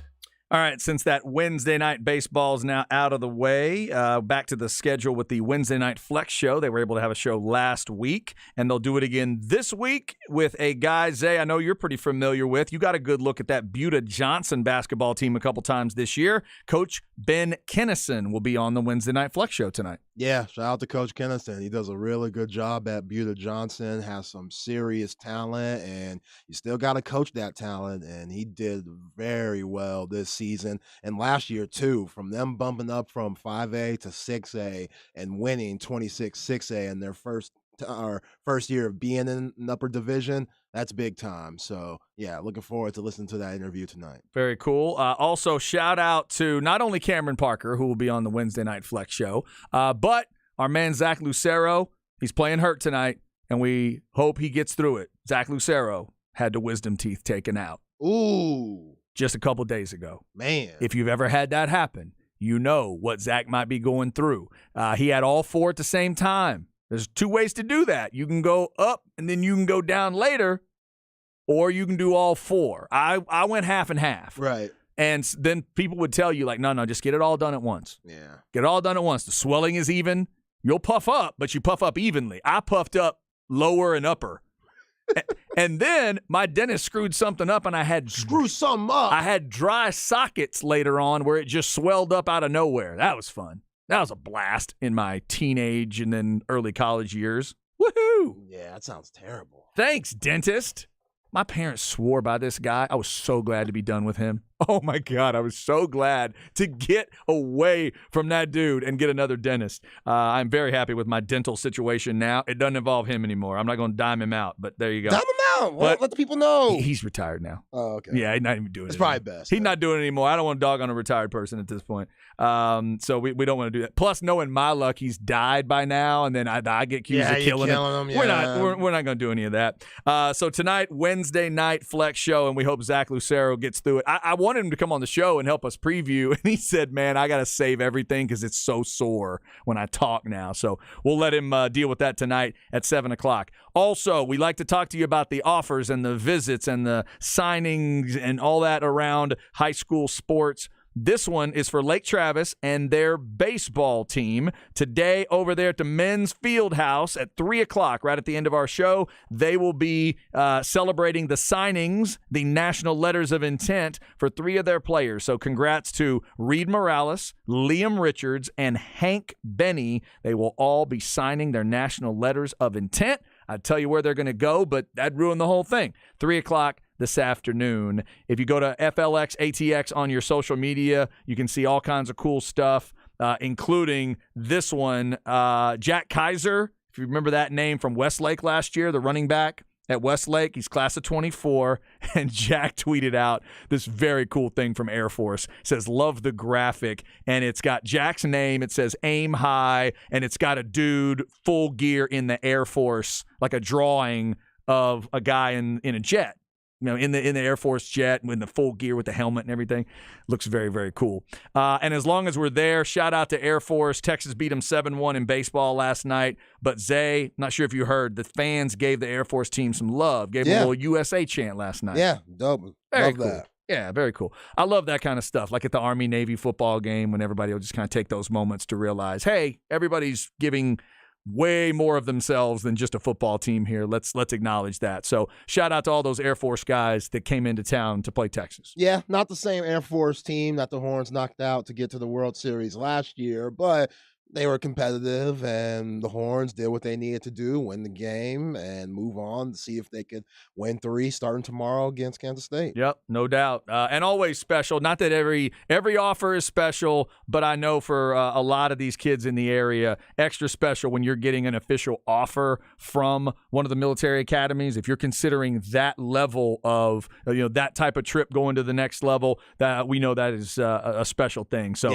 shout out to Jack Kaiser, to Air Force, we've had a lot of kids in different things. I know the Naval Academy and Army and a lot of others have been represented. So shout out to all those folks that are making those choices, that it might not be just about the college, but if you're willing to serve our country, we do thank you for that. Yeah, absolutely. Now, for Kaiser, the offer should start coming in a lot more. I know he's a little small, but I would think so. You can't talk about dude's heart. Yeah. Oh, absolutely. Absolutely. I mean, he puts it on his Twitter here, unanimous district MVP, 2-time All-State, and we'll see where it goes with him. He is one of those guys we'll keep an eye on about what kind of offers are coming in, how many offers are coming in. We'll see where it ends up. He's not quite Deuce Vaughn, what Deuce was at Cedar Ridge before he went off to Manhattan, Kansas, but he could definitely find a lower level D1 that can like what he does and put him in different spots, but they'll start coming in. Yeah, no, I agree. I was just thinking the same thing. Kind of that mid-level D1, a group of 5 maybe? Absolutely. Right in that, like the Air Force, schools like that. Yeah, absolutely.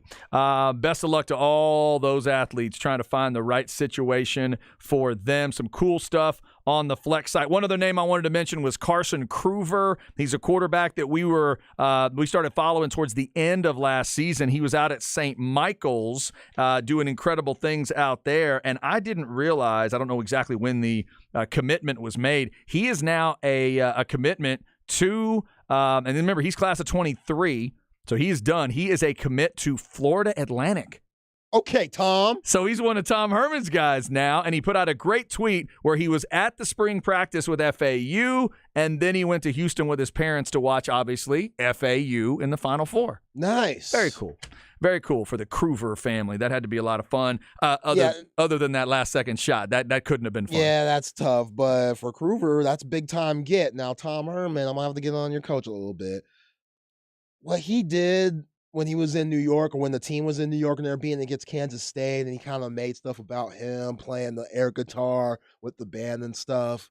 That's the Tom Herman we know. Oh, see, I didn't see that. Yeah, it's basketball, Tom. We're celebrating Dusty May and what the basketball team's doing. Appreciate you coming down to, support. But he took tried to take some thunder? Of course he did. And there's a video around where he's over there by the band, fake playing the air guitar like the band members, and it's so Tom Herman. It's not like just showing you he's having a good time and being supportive. Well, we know he's having a good time, but just took it a little too far for you. Just a little much about me instead of about we. I see. Okay. Tom could get like that. No I in team. Is that what you're saying? Yeah. I see. Okay, gotcha. Yeah. Tom can get a little bit into Tom. Oh, really? Really? Do I flicking off the camera and stuff, headbutting folks? Good grief! Do I not need to tell you that as a Texas fan? Are y'all aware of the fact that he was a little into himself at times?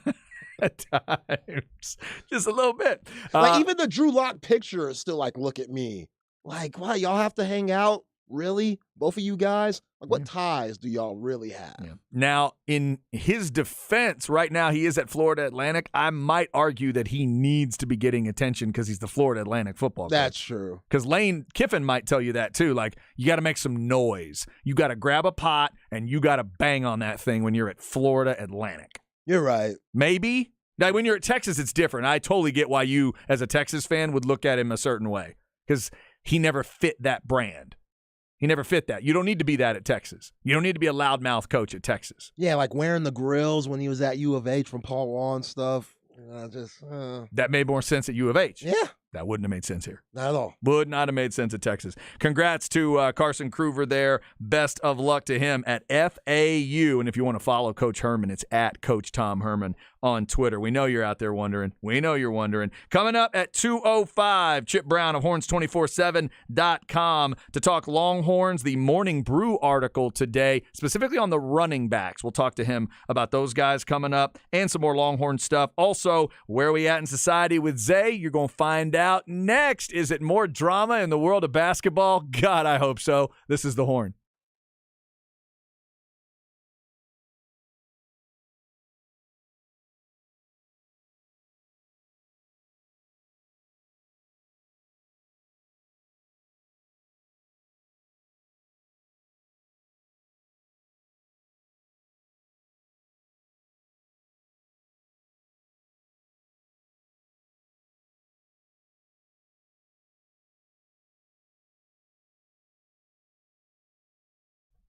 All right, this is Chad. Let's talk Apple Leasing. If you need a car, truck, SUV, whatever it is, Apple Leasing can help you get into it. Any make, any model, any car, any truck, and it is so easy to do. You're going to have a couple phone conversations. They're going to go out and look for all those different choices that you're talking about. They're going to save you time. They're going to save you all that legwork. They're going to save you time on the documents because you're going to sign everything electronically. And with the leasing system, you get more options. You get more financial certainty as you go through the process, and you'll be paying for the part of the car that you're using. You'll have those warranties. You'll have all that stuff taken care of, and you're not having to worry about all the things at the end of the run on cars and trucks that maybe you've dealt with before.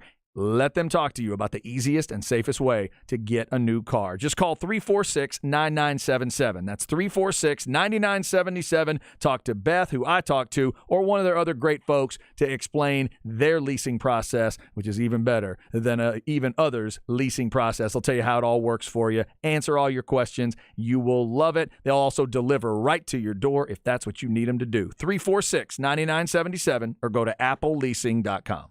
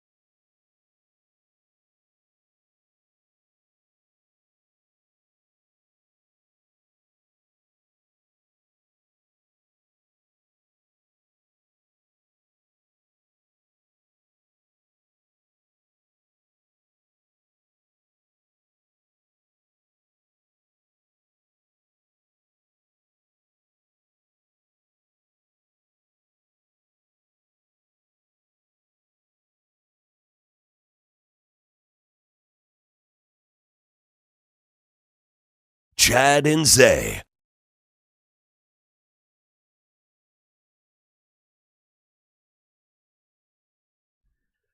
All right, we are rolling through a Wednesday, getting ready for the Masters tomorrow. They got the par 3 coming up on TV at 2. They've had it on ESPN Plus for a while. All right, Zay, I'm not recognizing this song so far. What's it called? That's Not How It Goes.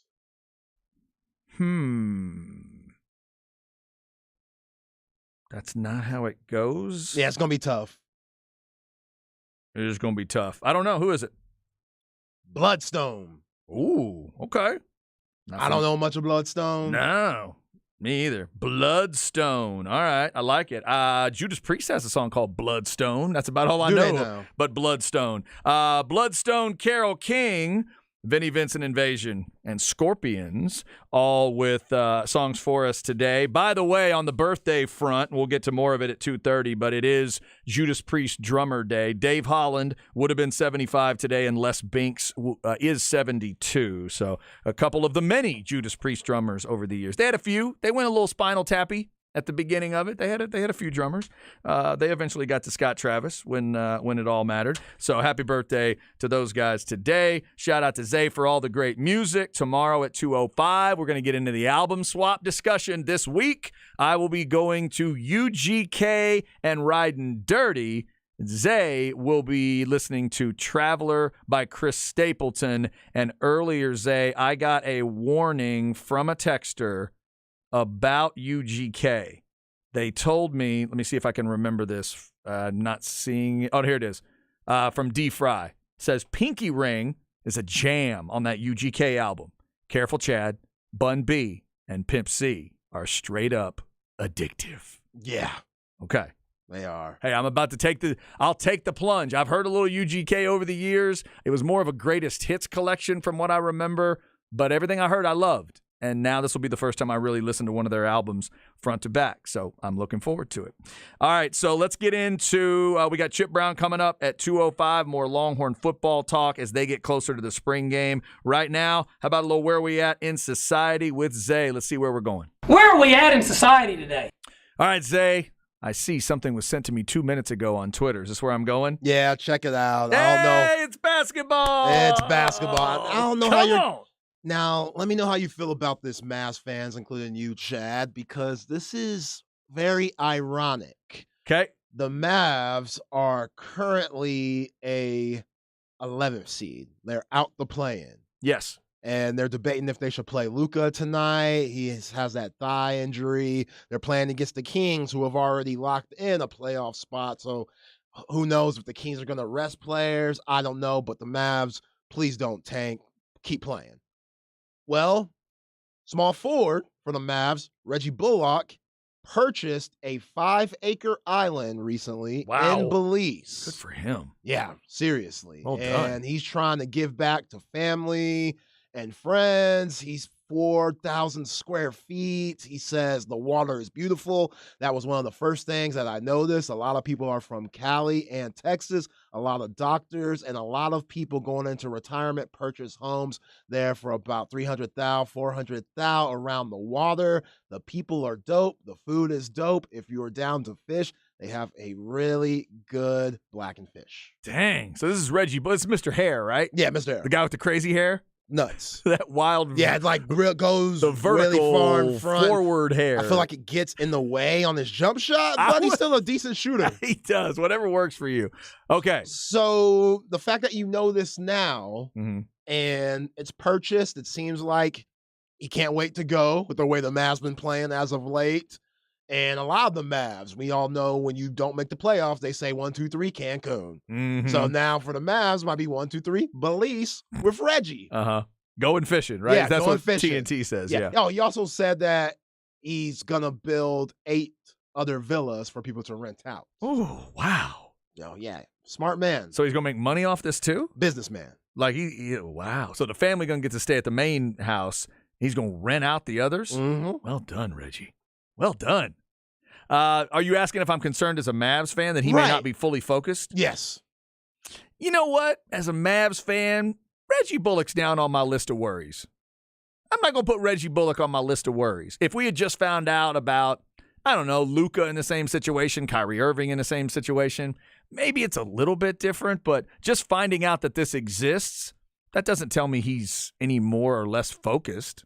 Yeah, a lot of guys are making business moves during the season. Now, why are we finding out about it now would be my question. That's the thing. What's the timing issue? I don't know why it's coming out now. Is this something that he was asked about? Is it on a podcast? Is it like that'd be my only question. If this is coming from what you sent me came from Legion Hoops. Reggie Bullock purchased a 5-acre island. I just heard this story.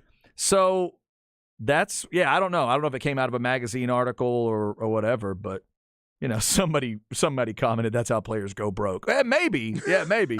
Well, he's trying to make money off it, so hopefully he's able to have a good time with that. That would be incredible, man. I know families, we all do. I'm sure if you have friends or families that like to go to maybe the same beach every year, a family reunion type of thing, right? We all get a beach house and we're going to this one spot. That's cool, but your own island, your own island. Now, it sounds like others are on the island. He has purchased on that island. It's not like he gets the whole island, right? It's not all his because he says there's doctors and other people there. Yeah. But still. Yeah, it's called Bullock Island, though. A badass. Yeah. Well, that's true. I guess they are saying he purchased the island. Yeah, okay. So I guess it is his island or 5 acres on the island. Either way. But that's incredible if he gets to do that for his family. You talk about something cool to leave behind. Now, for the kids or grandkids. As long as you leave enough money to help me take care of it there, Grandpa, I'll be good. Now, let me ask you this. I mentioned earlier in the show, the Atlantic Hawks, they were wrong how they did Luka, the fans, calling him fat. Right. How do we feel about that? This is 2023. It is. I know. Fat shaming. This ain't the 90s no more where people are photoshopping magazines and stuff trying to say get fit by eating this, don't eat this candy bar or eat this, Atkins diet stuff. We're trying to get away from that diet culture. Let me try to be fair and consistent. If a crowd chanted that at the center for the Iowa women's basketball team, would it be acceptable? Hell no. Okay. If a crowd chanted that to Lizzo at an award show, would it be acceptable? No. Okay. So, by strict definition, I think we're crossing a line there. Now, I'm a Mavs fan, so it's going to sound like I'm belly aching here, but it sounds I like what you did there, belly aching. I like that. Yeah. Hey, come on now. It shakes when he laughs. Now, so from that perspective, if we're going to be consistent, to me, let's not do that. Let's be above it is what I would be saying if I'm a Hawks fan. Like, really? I'm going to pay my good money and we're going to sit here in the crowd and we're going to chant Luka's fat? I don't even know how they chanted it. Was that what it was? Boom, boom, boom, boom, boom. Luka's fat. Yeah, is that what they did? Something like that. Yeah, that's rude, and I would hope the fan base could be above that. Now, compared to some of the other things that are probably chanted at players or said to players, it might be kind of mild, but yeah, we probably don't need to do that. Yeah, you can't get everybody kicked out. This is the whole arena. And we know Atlanta Hawks fans, they have a personal vendetta with Luka because that was the trade. Trae Young and Luka. Right. So it's real personal. And, for the NBA, I get double standard. If they did that to Iowa, they'd be wrong. If they did that to Lizzo, it'd be wrong. But for Luka, I'm with it. Yeah. And that's what it is. Yeah, that's one of those things where it's almost, I don't know, not it's the other side of a gender discussion. We would not do that to female athletes. We wouldn't do it to female, to famous female people, famous female folks, actors, singers, whatever. But, a guy like that, get a little bigger. And in a way, it's like an oxymoron, like fat NBA player. What? Yeah, right. That's weird. Yeah. So for Luka to even take it in a negative way, I doubt if he does. But has he commented at all? I haven't even heard. Okay. But we see how depressed he is. Like he's not the happiest person as of late. Yeah, that's why I think about not everybody reacts the same. There's mental health, so there's a side of me that says, Luka, man up. And take it. You're getting paid millions. A whole bunch of guys had to take a lot more stuff before you. And then on the other side, I'm like, it's 2023. Mental health is a serious thing. If this really affects him to where it could make him depressed or who knows what, God forbid, then that's an issue. I feel like there's family stuff going on with Luka too. Oh yeah, there's just stuff going on. We don't know every little detail right now. Yo, him being in America, I think that's a bigger deal than what people think. Yeah, people think like, oh, it should just be an easy transition. He's rich. No. Right. No, like it doesn't work that way. Right. Not everybody could come in and just adjust like that. I think he gets homesick a lot. And yeah, I do think there's some more going on that might be family related. Yeah, I mean, right. Turn it around. If I gave you millions of dollars, but you had to live in Slovenia or whatever, isn't that where he's from? Slovenia, Yeah. right? If you had to live in his home, wouldn't that drive you a little crazy on some levels? Yeah, that's Because tough. you're that far away from home. Yeah, so it's wild. We'll see if Luka plays tonight. And the big game we talked about earlier, Lakers and Clippers tonight at 9 with playoff stuff on the line. NBA headed towards playoff time. Coming up, we'll talk to Chip Brown of Horns247.com. The Morning Brew article today on running backs at Texas. We'll get his thoughts there. Some other Longhorn football stuff. And obviously any other Longhorn stuff that's out there. Basketball team, Rodney Terry in the portal, all that kind of stuff. Chip Brown coming up, and then at 2:30 we'll tell you why today matters on this April 5th. Getting ready for the Masters. They tee off tomorrow. Par 3 is today, and this is The Horn.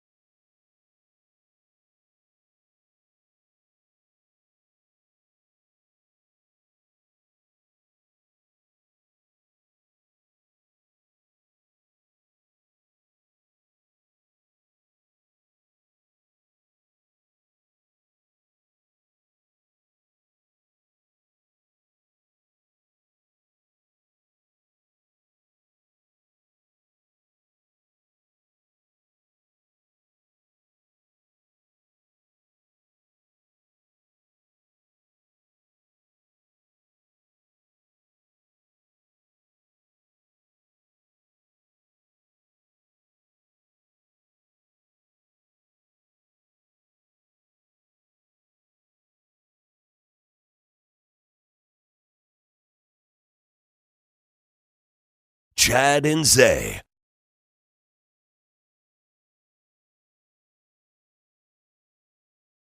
All right, let's go hour number 3 on a Wednesday, getting ready for the Masters, a special week if you love golf, and so many do around the greater Austin area. So par 3 today, they get going tomorrow, and we'll see if any PGA studs and any live studs get put together on the weekend. That'll be fun to see, hopefully Saturday and Sunday. Earlier, someone suggested that what they wanted was like a Rory Brooks Koepka. A Tiger Phil has been mentioned. Those kind of combos. All right, it's Chad and Zay. I'm Chad Hastings. He's Isaiah Collier, and he picked this beat just for us. Who you got, Zay? Drank Up in My Cup, instrumental, Swishahouse. I don't know who hopped on this beat and rapped, but I know it's Houston. Swishahouse? Swishahouse. Okay. Yeah. More Houston stuff. Yeah. Dude opens up, drank up in my cup. Man, hold up. So you can tell it's chopped and screwed, and yeah, just a cool beat. Okay. Cool beat. Gotcha. Yeah, very nice, deliberate kind of beat. Yeah. Yeah. All right, so Swishahouse getting us started this hour. Yeah, if you ever hear this beat just out by itself, somebody's freestyling around you. Oh, is that right? Yeah, somebody's probably rapping. Okay. To this beat. Gotcha. I'm not going to tell you if it's good or not, but somebody's attempting to rap. Somebody's trying. Somebody's trying. At least the bedrock of it's good. Yeah. They're going, great beat to rap over. Good Houston not beat. everybody can rap. Yeah, that's true. No. Boy, never have you said anything more true in your life. Not everybody can rap. That is true. All right, hour number 3 begins on a Wednesday the way it normally does. Let's go to the Vaqueros Cafe and Cantina hotline. Hey, kids, we are only 10 days away from the Texas spring game. So let's talk some Longhorn football and some other stuff with Chip Brown of horns247.com. Check out the flagship podcast that he is a part of. Check out that Morning Brew article as well. Chip, what's going on, brother? Oh, man, I was just watching the replay of Scotty Scheffler's hole-in-one on hole number 9 in the par 3 contest. Ooh. Dude, how great is that to watch all those? I love watching those hole-in-ones. I saw that as well. Scotty hit one, somebody else right after that. They usually have like 3 to 4 every year. That is so cool because they flip out, Chip. They turn into little kids running all over the tee box. It's great. Oh, yeah, and they got to pay each other like $1,000. Yeah, right. Yeah, they bet on everything. Oh, I covered the Masters one year, and I'm doing this story on the par 3 contest. And there's Arnold Palmer. He's playing with Fuzzy Zeller. And Fuzzy Zeller makes a hole-in-one. I see Arnie dig into his pocket, hand him some cash. So I go up to Arnold Palmer after. I'm like, okay, what'd that cost you? He's like, oh, smooth 1,000, just like always. Ooh, just like always. So those guys go out there, hey, $1,000 hole-in-one? Sure, sounds good. Let's go. That is crazy. As long as we're there, Chip, I mentioned this earlier on the air. I do need to publicly thank you once again for the Masters shirt that I'm wearing. This says a lot about you, and it also speaks to the people in my life. I think you have purchased for me the most expensive shirt I own. And I'm wearing it today. I wear it every year around the Masters. I always think of you. And to this day, I don't think anyone's ever purchased me a shirt that costs more than this one. So thank you, sir. Thank you very much. Well, I'll tell you what, anyone who's ever been to the Masters or anyone who's lucky enough to get to go, once you go into that shop, you want to buy everything. and you can ship it home. Oh, no. So they make it so easy for you to drop. I don't think you can get out of there for under $500. But I'll tell you what, man, their gear, I bought a duffel bag that they don't even make anymore. Yeah. That thing is the most durable duffel bag I've ever bought, and I take it everywhere. Yeah. Every time I wear this shirt, somebody tells me I look sharp in it. The collar's clean. The collar's kind of weird looking after all these years, but I get a compliment every time I wear it. Every time. It's holding I love up. it. Yeah, I love it. It's holding up very well. Chip, it seems like the Longhorn football team's holding up pretty well. 10 days till spring practice. Sark had the presser yesterday. Give me your sense on this team. I know we've been talking lines of scrimmage with you at times as we've led up to it, but I also know you're focusing in a little bit on the running backs from the Morning Brew. Was that today that you got into running backs with the Morning Brew article? Yeah. Am I right on that? Yeah. I mean, it's a weird spring because normally there's holes, that you like big holes you got to fix, you got to hide, you got to figure out how you're going to endure in spite of. And this year it's like, okay, you got the second year of Quinn Ewers. You've got some questions at running back. You've got a really suddenly full and talented receiver room with the additions of A.D. Mitchell from Georgia and the top high school receiver in the country in Jonte Cook, and another absolutely smooth freshman receiver in DeAndre Moore.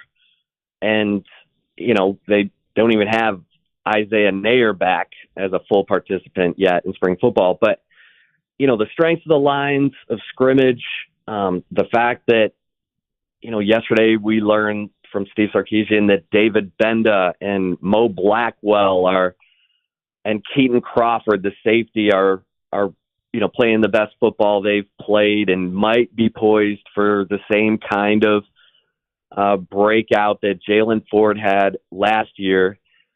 You're talking about depth for the most part. And that's probably the biggest story of spring right now, is that this team hasn't, knock on wood, suffered any new injuries really since the start of spring football. And, obviously 5 practices left, including the orange-white game. But, this is it feels weird because it's the kind of conversation you have about a championship football team, and now they got to go win a championship. That's everything's setting up for them to make a run, and I think Steve Sarkisian's been honest and pretty transparent about what this team needs to work on.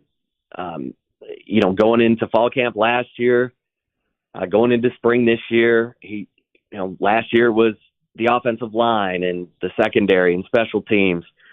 This year, it's the deep passing game.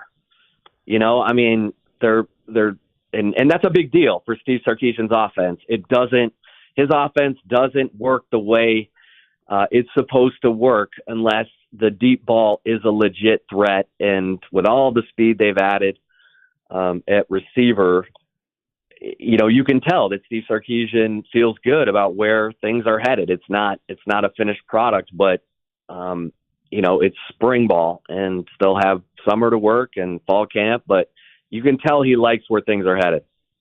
Yeah, I like that you mentioned that you could tell just a certain confidence that Sark has coming into his third year. And one of my favorite moments in the presser involved you, Chip, where you asked him that double question about Connor Robinson, the O-line depth, and he was like, which question you want me to answer? And you said both. Both. You said both. Do you know who I am? And he apologized. And he apologized to you. And I'm like, oh, look at Sark apologizing. That's a different Steve Sarkisian that we saw at the Alamo Bowl, him going off on the Alamo Bowl worker in the tunnel. Like, he has a certain ease about him this, in year 3 that, do you notice that ease just with that exchange that y'all had yesterday in the press conference?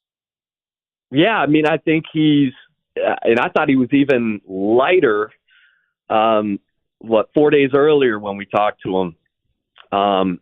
But he does. He seems comfortable. He's come right out and said, I really like the leadership on this team. I like the depth on this team. I think we're good on the lines of scrimmage. That you just don't hear that very much from coaches. You got Lou Holtz on one extreme, who's always like, oh, poor us. We some of our guys look like they've never played football, and then they go out and win a national championship. But I think Sark tries to keep it real, and I for one appreciate that. But he does. He seems at ease, and when you talk to Steve Sarkisian, naturally a lot of it's going to be about the offense. His comfortability is going to be there if he feels good about the offense, because we've talked about this. The offense is what, in a lot of ways, held this team back last year. Not being able to score against TCU, not being able to close out 17-point leads against Texas Tech and Oklahoma State, and then in the bowl game without Bijan Robinson and Roschon Johnson, not being able to execute a pass-first game plan against a team that executed a pass-first game plan really well in Washington. So, I think that all speaks to, the comfort level of Steve Sarkisian right now with regard to the growth and development of this team, with the growth and development of Quinn Ewers, who, you just continue to hear he's really in year 2 feeling much more comfortable. The reads are coming that much more quickly. The connections down the field with a new cast of receivers is happening, and it's spring ball. You're scrimmaging against yourselves, but Texas, that defensive line, even without Moro Ojomo, Keandre Coburn, you still have Byron Murphy, Tavondre Sweat, Vernon Broughton, Alfred Collins, and that's a group that led the nation in pressuring the quarterback last year. So you should be getting a pretty good look for your offense, and so it's weird. I don't like the Kool-Aid as much as, I used to talk about the battered fan syndrome for Texas fans, because every year they would come in, thinking, oh man, we can figure out a way. We can get better. We can develop. We can get into the Big 12 title game and maybe win a conference championship. And it was like one banana in the tailpipe after another. And so now, you look at it and it's kind of based on real stuff, like lines of scrimmage, quarterback. There's talent at the receiver position, and so, it just feels like it's shaping up to be a Big 12 title game or bust kind of year. Talking with Chip Brown. Chip, I know you love a good story. Do you think Xavier Worthy's about ready to rewrite this story? I'm fascinated by what he went through last year. Some of it may be on him. Some of it's on other issues, including his coach probably should have kept his mouth shut at a particular press conference when not asked a question. So as you look at it, but I know he's given him praise on the fact he's coming off this surgery. He's been a better leader and all that kind of stuff. Even in that receiver room that you described earlier, earlier in this interview, do you think Xavier Worthy's about ready to rewrite a story, and we're going to be talking about him in a very different way by the end of 23?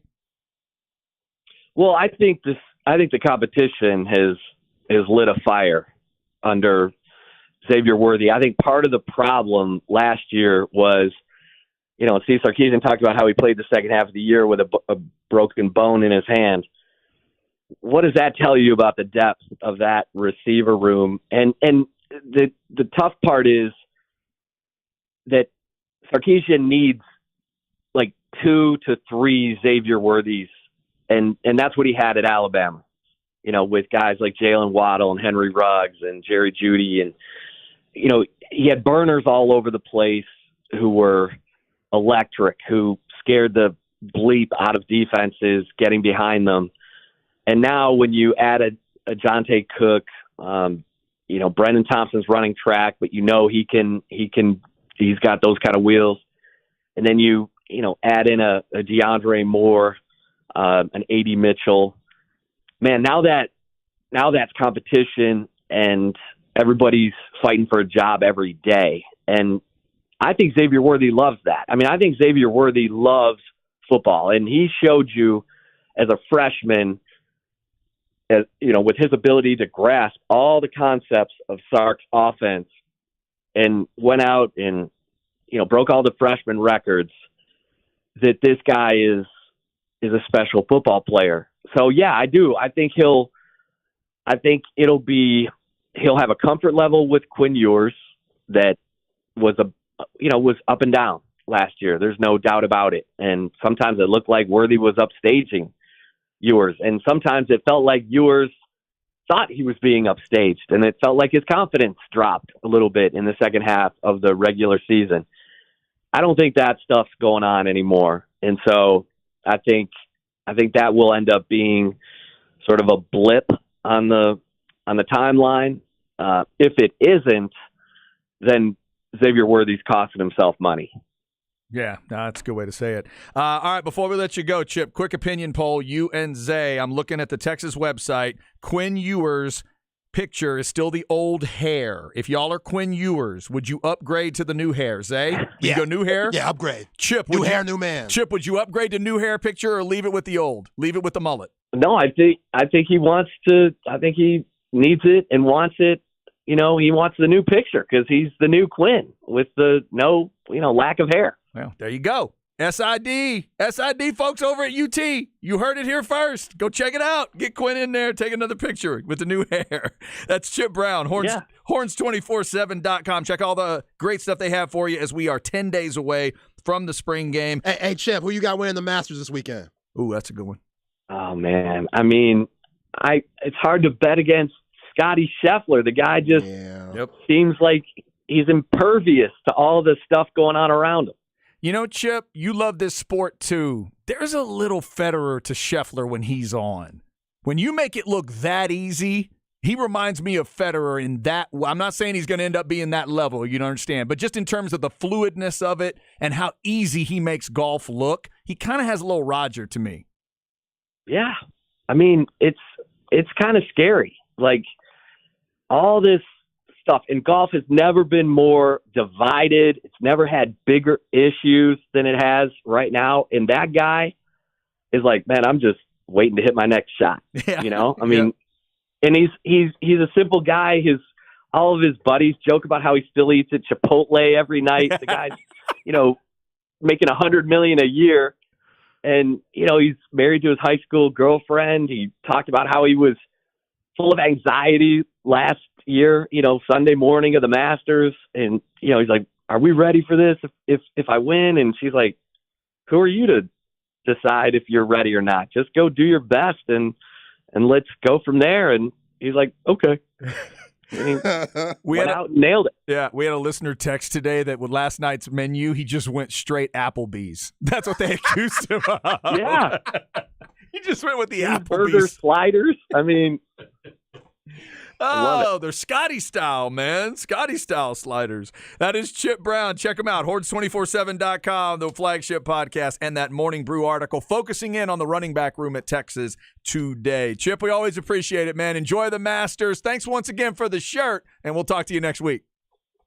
Hey, you got it. Talk to you later, fellas. Yeah, Thanks, baby. Chip. Still fits well. Still fits. It's holding up.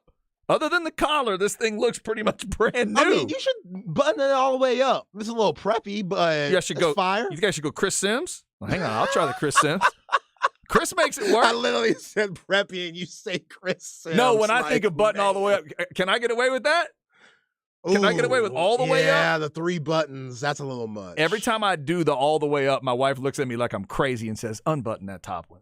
I got to unbutton? Yeah, you got to unbutton. Yeah, that's fine. I know. I'm telling you. Only Chris Sims can make that work. I'm pretty sure more people than Chris Sims could make it work. Chris Sims and Bubba Watson in golf try to make it work. I just saw Bubba hit a hole-in-one too, I think. He got a hole-in-one today on the par 3. The other lefty. The other guy, that's right. He was there at that Champions Dinner last night. Bubba's got 2, if I'm not mistaken. Well, up next, we'll get you why today matters. It is April 5th. We got 3 big old birthdays in the world of pro wrestling, including one of Zay's favorites. We will get to that. Also, a guy in the basketball world that's one of my favorites, but what does Zay think of him? We will find out. This is a guy who has a ring with the Spurs. That's coming up on the Horn.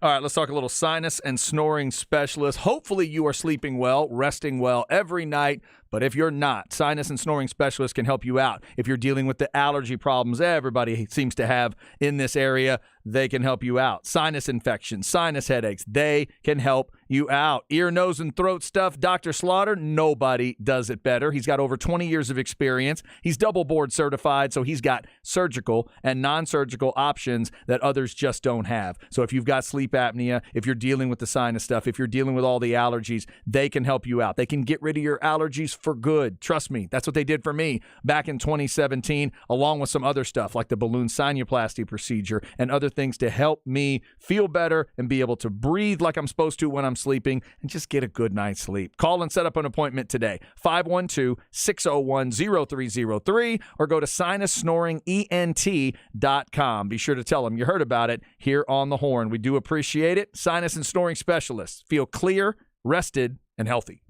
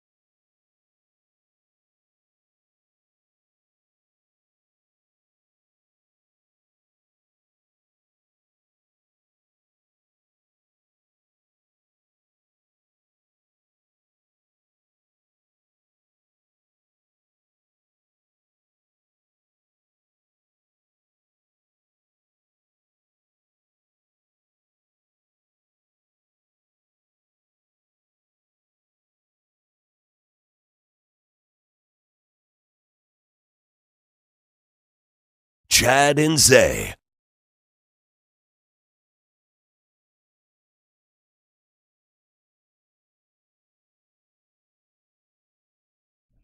All right, it is Wednesday, and my old man comment for this one, Zay, is this one sounds new. Yeah, it's new. This sounds very newish. New. Yeah, last 5 to 10 years to me. There we go.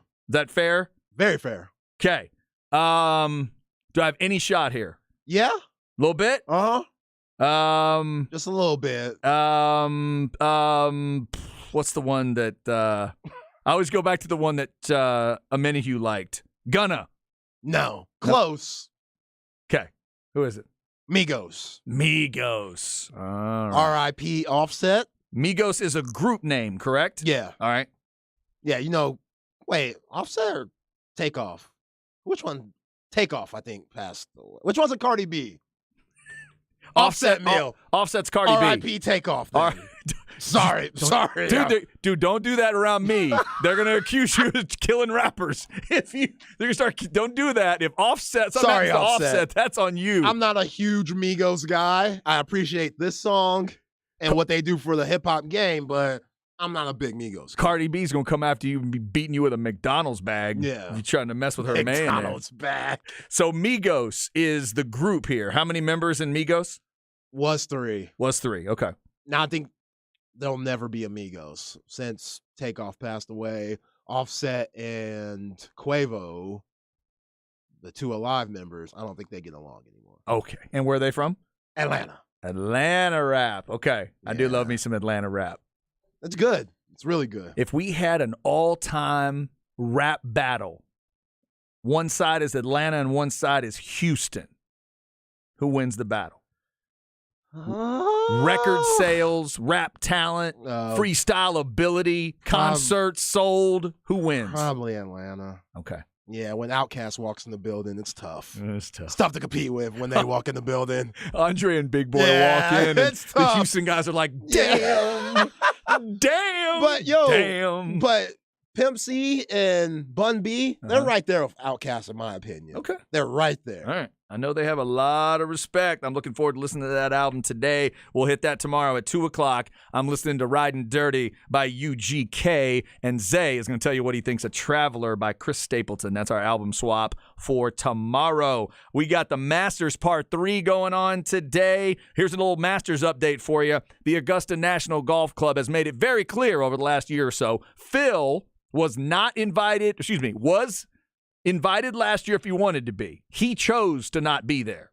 Yeah. In case people didn't realize he was super that petty last year. He went all petty. They invited him this year. He shows up. There you go, Phil Grove. But the chairman, Fred Ridley, has confirmed that Live Golf CEO and Commissioner Greg Norman wasn't invited to attend the 87th Masters this week. Quote, "We did not extend an invitation to Mr. Norman." The primary issue and the driver there is that good. See what he did there? The driver. The driver there is I want to focus this week to be on the Masters competition, on the great players that are participating, the greatest players in the world, which by our decision in December, we ensured that we were going to honor and be consistent with our invitation criteria. So there you go. Now, Greg Norman, he's going to have see, this is where if Greg Norman had just been able to finish one of those Masters situations, then we'd really have a story this year. He doesn't have the jacket. Oh. If he had the jacket, it'd be different. Yeah. They get to choose each year whether he gets invited because he didn't win it. Phil won the jacket. He always gets a comeback. He's won multiple jackets. That's their policy. Greg Norman didn't finish it. Damn, Greg. I'm sure he's wiping his tears with all those $100 bills. Yes. One side, one each. Yeah. One for each side. He has right eye 100s and left eye 100s. He ain't tripping. No, he is not. But I'm sure he's still petty, and that's what we love. A lot of pettiness in golf. We got pettiness in basketball going on right now, and a lot of things on the board today. Let's tell you why today matters on April 5th. We'll talk birthdays and make you hungry too.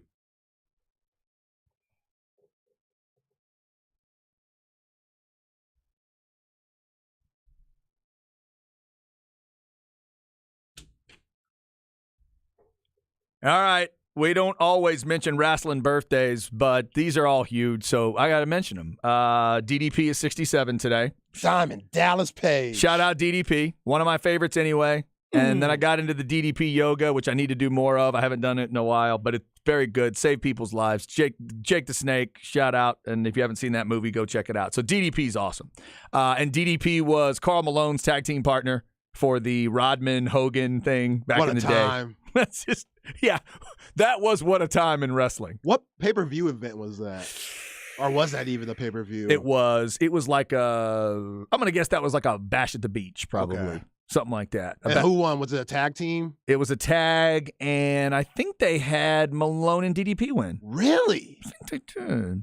I think so. I'd have to go back and double check that. Wrestling people, let me know if I'm wrong on that. I think they had the heels, the baby faces win there. Yo, Jerry Sloan's rolling over in his grave. If Karl was a little bit more focused on the finals and not wrestling and dealing with Rodman, maybe Utah Jazz would have a ring and Jordan would have 5 instead of 6. Yeah, it wasn't just Phil Jackson who was upset during that time.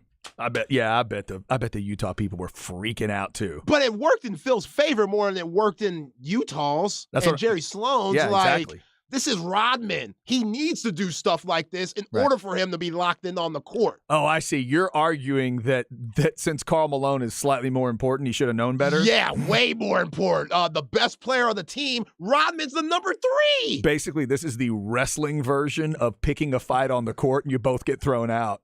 That's what he did. Think about it. Rodman dragged him into that thing, and that's the exchange the Bulls would want.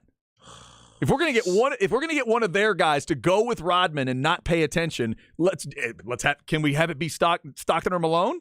Yeah, Karl Malone, we know you don't make the best decisions in life, but still, let's not get into it with Karl. You're more important to the Jazz than you are to WCW. That is fantastic. See, we worked it around to real sports. Come on now. Happy birthday to DDP. Also, happy birthday to Charlotte Flair. She is 37 years old today, and I never thought I would say this about the child of a wrestler, but if we're going to go Mount Rushmore of wrestlers, male wrestlers, Mount Rushmore female wrestlers, I think I would put a Flair on each one. Wow. She's that good.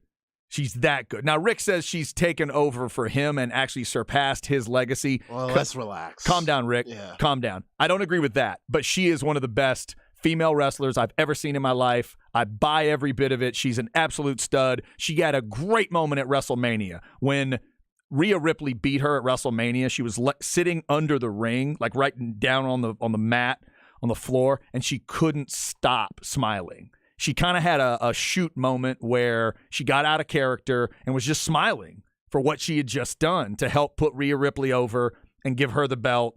And then I'm sure Charlotte also has a vacation planned right after Mania. Just the happiness she had was awesome. 37 for Charlotte Flair. And her being in the business so long with the family, she understands the greater good of having matches like that. It was beautiful, and she does a great job of that, too. Yeah. She does a wonderful job of putting others over, just like her dad did. That's another reason why Rick is one of the best of all time. So also, Zay, one of your new favorites and your old favorites, Dominic Mysterio. He's 26 today. Dominic! How about all that he's been a part of in wrestling, and he's only 26. Yo, he could be in the Hall of Fame when he's 35. Oh, my God. He's already a legend. Do you realize in this lead up what they had him do? Do you really understand what they had him do to provoke his dad and get into that match? Like cuss out moms? He cussed mom out. He told mom to shut up, got in her face and screamed, "Shut up." And then he threw a drink in her face at WrestleMania. Oh, whoa. I'm telling you, if there's one family who has no boundary lines when it comes to work versus shoot, it is that family. They are hardcore into wrestling. And good for them. I don't think I could cross those lines, but they do. Dominic, 26 today, loses the match at WrestleMania, but they did it in a way where he doesn't lose all of his cred. He's a great heel right now. And by the way, go ahead and do yourself a search on Dominic Mysterio's woman. He is engaged to his high school sweetheart. Man. Word? It's impressive. Okay. It's well done, Dominic Mysterio. Well done. Can't tell you her name right now off the top of my head, but it was impressive to see. You'll see those pictures there. And he ain't the best looking one in that picture. By far. By far. Dominic Mysterio got engaged. The only thing I would say is I think he got engaged in like 2011. That concerns me. Or maybe, hopefully it's dating in 2011 and they're just now getting engaged. But apparently they are. Yeah, that wouldn't make much sense. Yeah, they are set to be married, and she is very, very attractive. And not a wrestler, unless I'm missing something there. So happy birthday to Dominic Mysterio. Now let's see if we can make them hungry. National Deep Dish Pizza Day. Are you into the deep dish pizza? Super thick. No, it's just lasagna with crust. It's good. Yeah. I don't need it. I don't eat that a lot. It. No. A little too thick. Now, I've never been to Chicago, so I'm sure whenever I go to Chi-Town and try it, that might change. Yeah, I would advise, like, Giordano's is the one I've had in Chicago. It's really good. It's thick. Just have one or maybe two pieces, and you'll be ready to pass out. Right. It's thick pizza. It is good, though. Also, it's National Caramel Day. Give me your favorite thing that involves caramel. Ooh. You a Rolos guy? Just go straight caramel? Rolos eye. That's the crack of the caramel world, really. Yeah. Actually, guys, the crack of the caramel world is just that Brock's caramel square. Oh, that the old folks used to have? Oh, dude. Always at the bottom of grandma's purse? When I was a kid, that's what I was looking for at Halloween was the cube of caramel. That's how simple we were. Those were good, man. I love those. Those and the butterscotch, talk about old people faves. Yes. Those go crazy. Now, when it comes to caramel for me, Twix, simple Twix, pop it in the freezer, get it cool. That'd be mine too, I think. Yeah. All time, All it's time. that. You get caramel with Snickers and some others, but Yeah. Twix is a great one. Twix is so good. That's a good call. Good call. And if you do like your Rolos or Milk Duds or whatever, that's the good chocolate caramel combo. That can be very, very good. I can't believe you brought up the caramel cubes and the butterscotch at the same time. Oh, those Brock's butterscotch discs, I will still kill those. Yo, those are so good, man. Don't put a bag of those around me right now because I will have to eat Either some. you love them or you really hate them. Yeah, and see, There's not much in between. See, because I spent every summer out at my grandparents. So for like 3 months out of every year, old people determine what I ate. And old people determine what was for dessert. Yeah. So when they busted out the butterscotch and caramel and all that stuff, I drew the line at candy corn. I had a great aunt that loved candy corn. That's insanity. But the butterscotch discs, all day long. Love those things. I don't think I've had one since my grandma passed. God bless her soul. I can't say the same thing. They're not in my house right now, not the Brock's version, but I've had one in the last year. It seems like every Halloween I'll encounter one. Every Halloween, somehow a butterscotch disc ends up in my house, and I thought they ran out of business. What, the Brock's company? I haven't seen it. I don't notice them anymore. I don't look for them. Go down an old people aisle at the grocery store. They're still selling those things. What about Werther's Originals? Did you ever do those? That's another old people candy. Nuh-uh. The Werther's, it's like a hard caramel.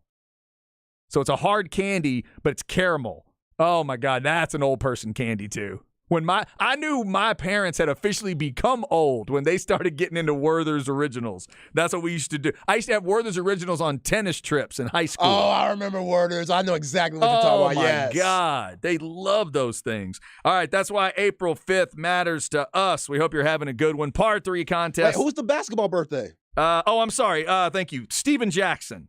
45 years old today. Stat Jack? I have always been a Steven Jackson guy. Born in Houston, Port Arthur, went to a junior college a little bit, and he's been through a lot of stuff, has Steven Jackson. But I always love what he brought to a basketball team. Yeah, I love Steven Jackson, too. I love what he's doing for the game now. Him and Matt Barnes, Up in Smoke podcast, one of the best out if you're trying to look for NBA content. And, yeah, his playing days, talk about dog. And just, I know people think of Malice in the Palace with him, but we're just talking hoops. He was good for every Spurs team he was on. That 03 team that he won it with, you fast forward to around 2011, 2012 when he played with them. He was one of their best players, and I know he had some falling out with Greg Popovich and stuff. That's very unfortunate, but we believe Warriors. He was a big part of that 18, which I know, Mass fan, that might hurt you a little bit. But he was a huge part of that run that they had back in 2007. I think Steven Jackson deserves a lot of credit. 6'8", could shoot the ball, 3-and-D guy. He was good. Also one of my favorite resting mean faces ever. Oh, yeah. That dude, just such a good enforcer, too. X Factor and all that. Plus, I'd never read this story. You probably heard this. Steven Jackson, when he was like 16 years old, something like that, his older, it's like a brother or brother-in-law or cousin, somebody that was really close to him, he watched them get attacked, and they died. he watched them like get attacked by multiple people and died. And then there was a comment right after that about, so don't you think that might color the way that guy might react when he becomes an NBA player when his teammates are affected? Right. When they get attacked, it might affect the way Steven defends his teammates. Yeah. I'd never heard that story before, but I'm like, that does help put some pieces together. Yo, to have the intensity that he played with on the court and to be stoned and have that same intensity, you got to be a special type of person. Can you imagine? Can you imagine what Steven Jackson would have been if he wasn't stoned? Yo, not in the league. That would have been a different level. Not in the league. Yeah, different level. Happy birthday to Steven Jackson, 45 years old. Today, Spurs fans, 03 championship team, as Zay just mentioned there. He got a ring, help him get a ring in 03. All right, Stems and Seeds coming up before we get out of here. Don't move. It's the Horn.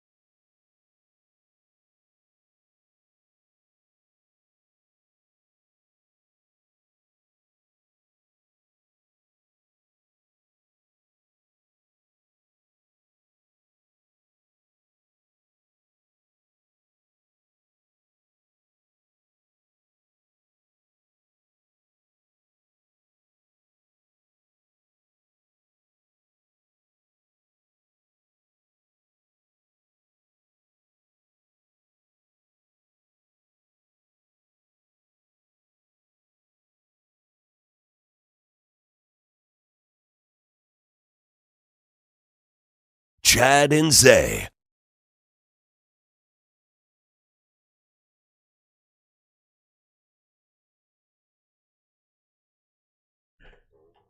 Was that a Magic City reference? Is that what that was? Probably. I ain't hear it. Okay, fair enough. I'm sure it was. Wrapping up a Wednesday. Do I have a shot here? I mean, this guy just said his name, but nah. Dadgummit. All right, who is it? The song originally is by Yo Gotti. This is the remix. Who you're hearing right now is Gucci Mane. Okay. Trina's on this, and Nicki Minaj is on this. 5-Star Chick remix. 5-Star Chick remix. Yeah. All right. Nicki Minaj and Gucci Mane. That's a good combo of names right there. Oh, yeah. That's nice. What's the song called? 5-Star Chick. 5-Star Chick. Okay.